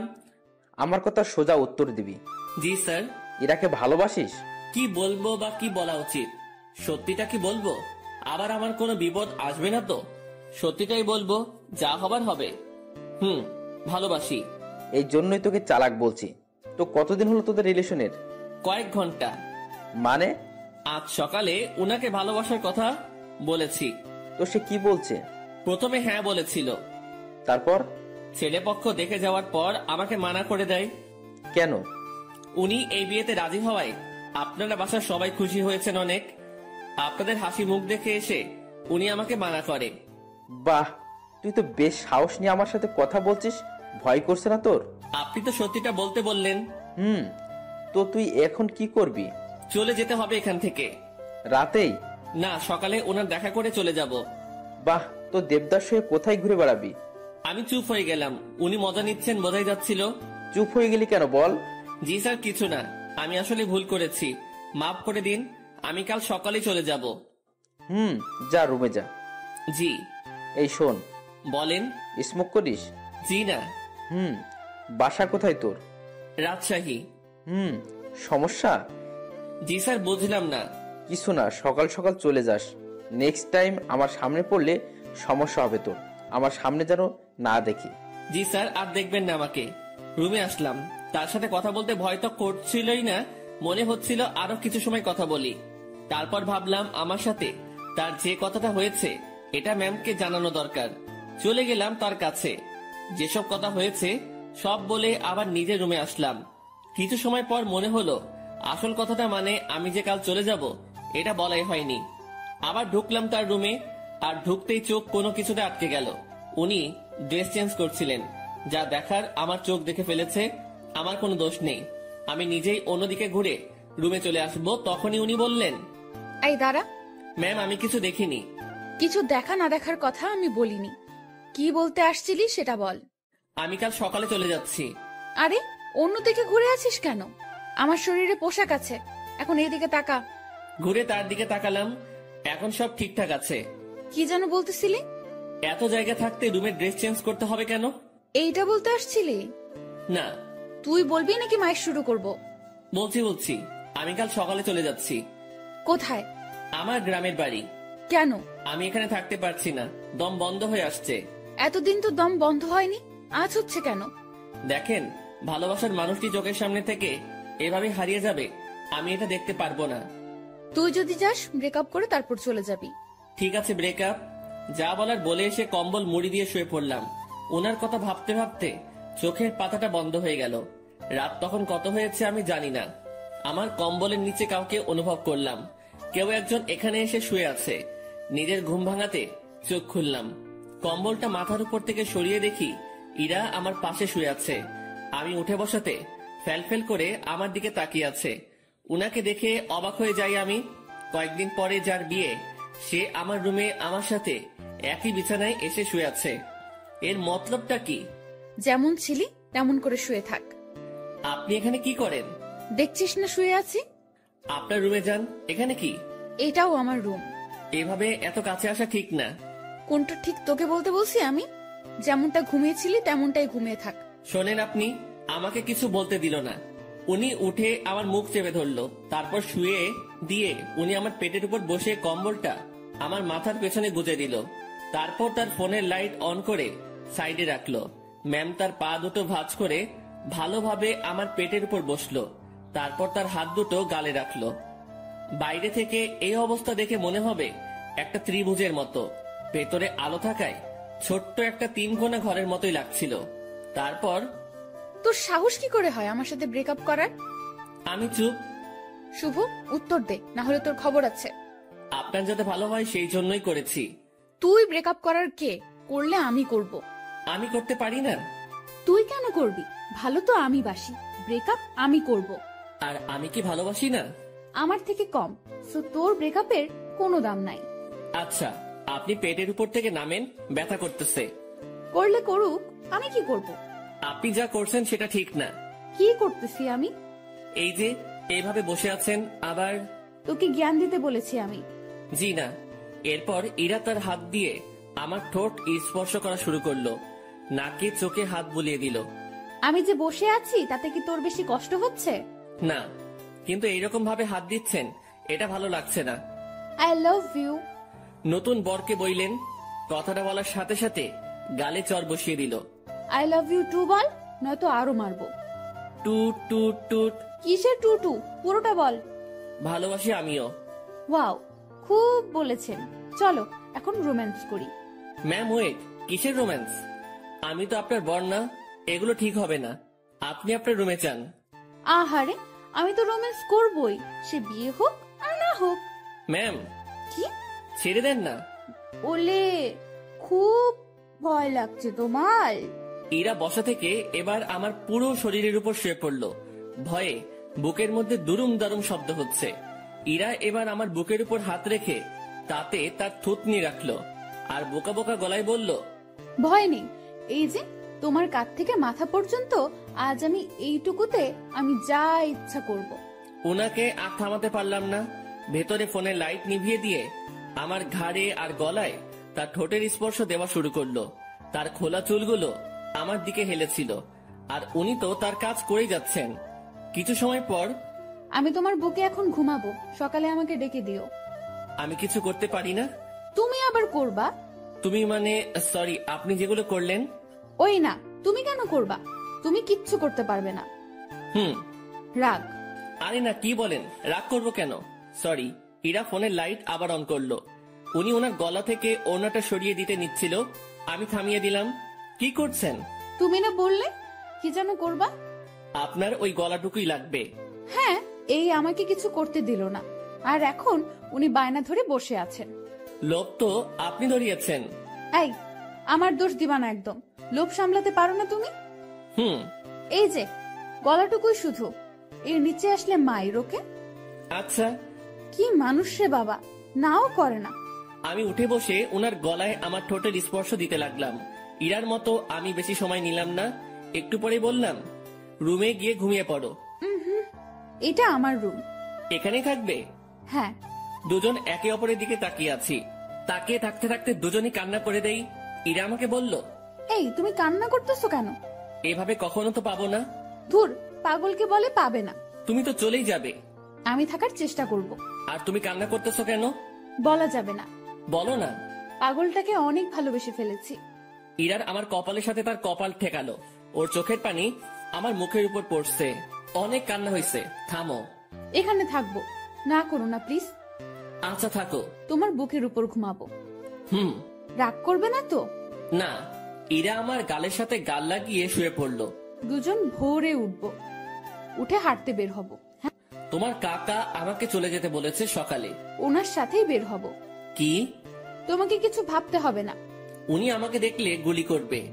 আমি যদি বলি জামাই বলে ডাকবে। মানে? তুমি যে বললা ওনার সাথে কথা বলছো। উনি আবার আমাকে কল করেছিল, আমি সব সত্যিই বলেছি। তারপর উনি কি বললো জানো? কি বললো? আমাদের বিয়ের দায়িত্ব উনি নিয়েছেন, সব উনি সামলাবেন। উনি তোমাকে অনেক পছন্দ করেছেন। কি জন্য? সেটা আমি কিভাবে বলবো? সত্যি কথা বলেছো, তাই মনে হয় ভালো লেগেছে তার। ও।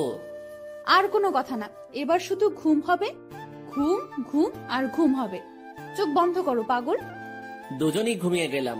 পরদিন ভোরে ইরা আমাকে ডেকে তুললো। তারপর হাঁটতে বের হলাম। পথে সত্যি সত্যি ইরার কাকার সাথে দেখা হলো। উনি আমাদেরকে দেখে মুচকি হাসলেন, কিন্তু কিছু বললেন না। এই চলো জগিং করি, ভুঁড়ি হতে দেওয়া যাবে না। ভুঁড়িওয়ালা বর আমার পছন্দ না। ওনার কথা শুনে মুচকি হাসা ছাড়া উপায় নেই। সকালে সব কাজ শেষে অফিসে আসলাম দুজন। অফিসের কেউ এ ব্যাপারে কিছু জানে না, তাই কোনো সমালোচনাও হয়নি। এসব বিষয় জানলে কেউ না কেউ আমাকে জিজ্ঞাসা করতই।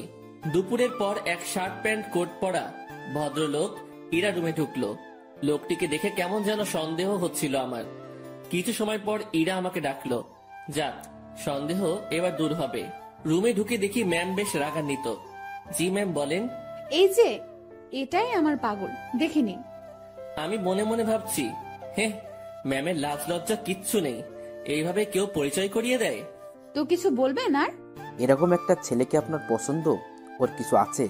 দেখতে তো কেমন জানি লাগে। ওই আমার পাগলের মধ্যে কি আছে না আছে আমি জানি, আপনাকে বুঝতে হবে না। আপনি আসতে পারেন। ভেবে দেখেন, এর সাথে থাকলে আপনার জীবন নষ্ট হতে পারে। এই শালা, ভাষা খারাপ করবি না। জীবন নষ্ট হবে মানে? ম্যাম তো তাকে মারার জন্য উঠেছে। এতক্ষণে বুঝলাম এই লোকটাই ম্যামকে দেখতে আসছিল। ম্যাম যেভাবে মারার জন্য দাঁড়িয়েছে, লোকটি ভয়ে চেয়ার উল্টে পড়ে যায়। ম্যামকে থামিয়ে আমি উনাকে টেনে তুললাম। দেখছিস আমার পাগলের মধ্যে কি আছে? সে চলে গেল। ম্যাম, এইভাবে কেউ ভয় দেখায়?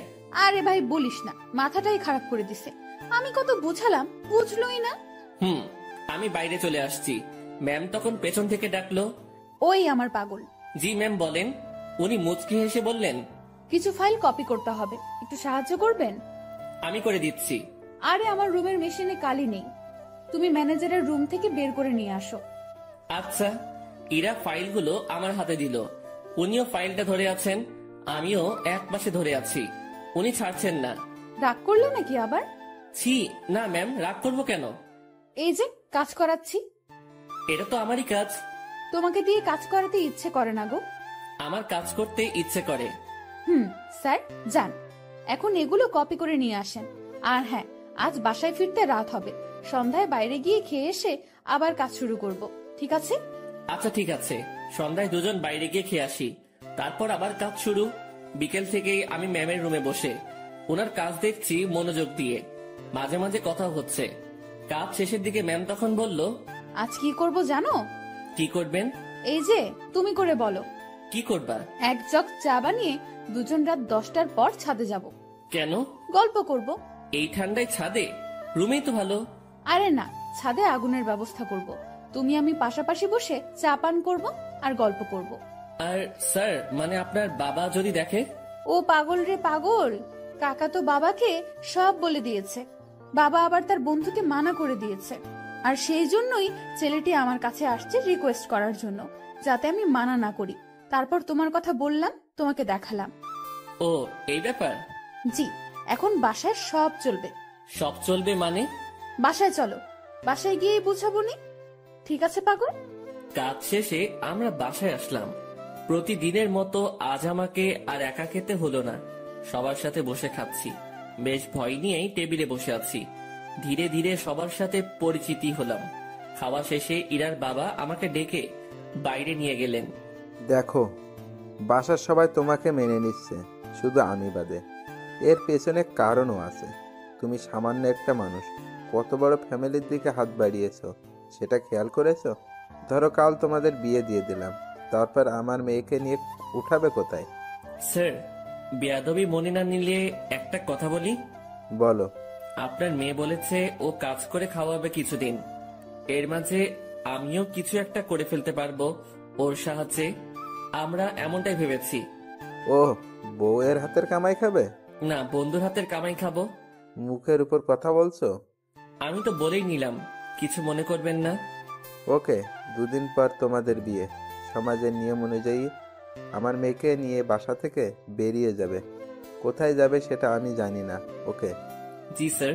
কথাটা ইরাকেও জানিয়ে দিও। জি। ইরার বাবা আমাদের উপর বেশ রেগে আছেন। রাগাটাই স্বাভাবিক, যা কাজ করেছি। বাইরে দেরি না করে ইরার কাছে গেলাম, গিয়ে কথাগুলো বললাম। এত তাড়াতাড়ি বিয়ে? ভাবলাম মাসখানেক একটু প্রেম টেম করবো, এখানে ওখানে ঘুরতে যাব, সেগুলো মনে হয় আর হবেই না। বিয়ের জন্য প্রস্তুতি নিতে হবে। হ্যাঁ, আগে তো বাসা ঠিক করতে হবে। তুই বেটা এত টেনশন নিতেছিস কেন? তুই বাবাকে বলেছিস বন্ধুকে বিয়ে করতেছিস, তাই না? হুম। তো তোর বন্ধু থাকতে এত টেনশন কেন? শোন, আমি একটা ফ্ল্যাট কালকের মধ্যে কিনে নেব। আর হ্যাঁ, সংসার করতে অনেক কিছুর প্রয়োজন, সেগুলোও কিনতে হবে। হুম। বিয়ের পর সংসারে তুমি আমি 50-50 খরচ দিব। আমি এত টাকা কই পাবো? ও হ্যাঁ, তাও তো একটা কথা। আচ্ছা শোন, উপায় একটা বের করেছি। আমি দিব 80%, আর তুই 20%, আর ভালোবাসা দিবি তুই 99%, আর আমি 1%। কি? না, আপনি আমাকে ভালোবাসবেন না। যদি সংসারে 50-50 খরচ দিতে পারেন, ভালোবাসাটাও তেমনই ভাগ হবে। এটা কোনো কথা? তো নিজেদের মধ্যে রাজনীতি করাটা কি ঠিক? দেখ, আন্দোলন করতে থাক, কাজ হয় কিনা। মনটা একটু নরম করেন। আপনি যদি আমাকে 100% ভালোবাসা দেন, তো ভালোবাসার পিপাসায় আমি তো মারা যাব। ওই মুখে ওসব মারা যাওয়ার কথা আনবি না। জি ম্যাম। যা রুমে গিয়ে ফ্রেশ হয়ে নে। আচ্ছা। ফ্রেশ হয়ে দরজা লাগিয়ে দিলাম, কারণ দরজা খোলা থাকলে আজ আর ঘুমাতে দিবে না। ঘুম প্রায় চলেই আসছে, সেই সময় ডাকাডাকি শুরু করলো। মুখে বিরক্তি নিয়ে দরজা খুললাম। ওই এখনই ঘুমাচ্ছিস কেন? চা রেডি, চল ছাদে যাব। ওকে চলেন। ঘুমের 12টা বেজে গেল। দুজনে গিয়ে ছাদের মাঝখানে কিছু কাঠখড়ি দিয়ে আগুন জ্বালিয়ে নিলাম। ওনার সব কথা শুনতে হচ্ছে। এদিকে আমার নাজেহাল অবস্থা।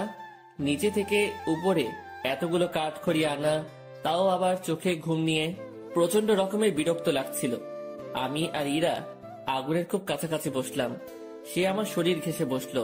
সে জগ থেকে একটা কাপে চা ঢাললো, তারপর কাপটা আমার হাতে দিয়ে বলল, আগে তুমি খাও, এই পুরোটা না, কিন্তু জাস্ট এক চুমুক, তারপর আমি, তারপর আবার তুমি খাবে। ইরা কথাটা বলে আমার হাতের মধ্যে দিয়ে হাত দিয়ে জড়িয়ে নিল। আমি এক চুমুক খেলাম, আর তারপর উনার মুখে ধরলাম। আমি যে জায়গাটায় ঠোঁট লাগিয়েছিলাম, ঠিক সেখানে সে ঠোঁট লাগিয়ে চা খেলো। খাওয়া শেষে ইরা আমার কাঁধে মাথা রাখলো। ওই একটা গল্প বলো। রুমে গিয়ে বলবো নি? জি না শুভ সাহেব, এখানে বলেন। কি বলবো মাথায় আসছে না। আনরোমান্টিক একটা বর। তোমার কিছু বলতে হবে না, আমিই বলছি শোনো। গান বলবো, ভালোভাবে শুনবা। বলো। আমার কাছে তুমি মানে ৭,০০০ ধন, আমার কাছে তুমি মানে অন্যরকম, আমার কাছে তুমি মানে আমার পোষা পাখি, দিনে রাইতে বুঝিয়া তোমায় আমি দেখি, তোমার কাছে হয়তো বন্ধু আমি কিছু না, তাই তো তোমার স্বপ্নে বন্ধু আমি আসি না। এই ওয়েট ওয়েট, আমি ইরাকে গানের মাঝে থামিয়ে দিলাম। কি হয়েছে, থামালে কেন? তুমি আমার স্বপ্নে আসো তো? আরে গাধা, এটা গানের লাইনে আছে তাই বলছি। আমি তো জানি তুমি আমাকে কেমন ভালোবাসো। তুমি গানটা পারো? ও দারুণ, তাহলে চলো একসাথে গাই। তারপর থেকে শুরু করলাম। আমি মানে তুমি আর তুমি মানে আমি, আমার কাছে আমার চেয়ে বন্ধু তুমি দামি। গলা ফাটিয়ে দুজন গান করলাম। আমাদের আওয়াজ শুনে ছাদে ছোট বড় সবাই এসে হাজির। আমরা সবাই গোল হয়ে বসলাম। আগুনটাও বড় করা হলো। তারপর সবাই মিলে আবার গান ধরলাম। রাতটা যে এমন হবে কখনো কল্পনাও করিনি। বাসার সবাই এসেছে, শুধু ইরার বাবা বাদে। আড্ডা শেষে রুমে আসলাম। ইরা তার রুমে গিয়ে ঘুমিয়েছে, আমি আমার রুমে শুয়ে পড়লাম। পরদিন সকালবেলা অফিসে গেলাম দুজন। আগের দিনের মতো ডিউটি করে রাতে বাসায় ফিরলাম। এখন আমি একা রুমে থাকি না, বাসার সবার সাথে আড্ডা দিয়েই কথা বলি। দিন দিন আনন্দগুলো বাড়ছিল। কথায় আছে, আনন্দ সুখ বেশি সময়ের জন্য নয়। সত্যি তাই। ইরার বাবা এসে আমাকে জানিয়ে দিয়ে গেলেন কাল আমাদের বিয়ে, আর কালকে আমাদের বাসা ছাড়তে হবে। আমি আর ইরা বসে বসে ভাবছি কি করা যায়। দোস্ত শোন, এভাবে লাভ নেই, ব্যাগ গুছিয়ে ফেল। তাহলে আমরা কাল চলে যাচ্ছি? হ, যাচ্ছি। অন্য কারোর সাথে বিয়ে হলে তো যেতেই হতো, তাই না? তো ব্যাপারটাকে স্বাভাবিক নেওয়ার দরকার না? হ্যাঁ ঠিক বলেছেন। এখানে আমার সম্পত্তির দাবি নিয়ে থাকতে পারতাম, বাট ঠিক হবে না। ওসব ব্যাপার নিয়ে কথা না বলাই ভালো। ওনাদের ভালোবাসা নিয়েই আমরা বাসা থেকে চলে যাব, ওটাই আমাদের সম্পত্তি। তো যা, তোর ব্যাগ গুছিয়ে নে। রাতে ব্যাগপত্র গুছিয়ে নিলাম। সকালবেলা আমাদের বিয়ে হলো। আমার পক্ষ থেকে ইরার কাকা মুরব্বি হলেন। বিয়ের সব কাজ শেষে খাওয়া দাওয়া শেষ, এবার আমাদের যাওয়ার পালা। আমরা রাতে প্ল্যান করেছি বিয়ে করি আর যাই করি অফিস মিস দেওয়া যাবে না। এখান থেকে অফিসে যাব, তারপর কারো মাধ্যমে আমরা একটা বাসা ভাড়া নিব। রাতে আমাদের বাসা হবে। ইরা সবার কাছ থেকে হাসি মুখে বিদায় নিচ্ছে। ওকে দেখে মনে হচ্ছে না একটু আগে ওর বিয়ে হয়েছে, আর পরিবার ছেড়ে আমার সাথে চলে যাচ্ছে। আমরা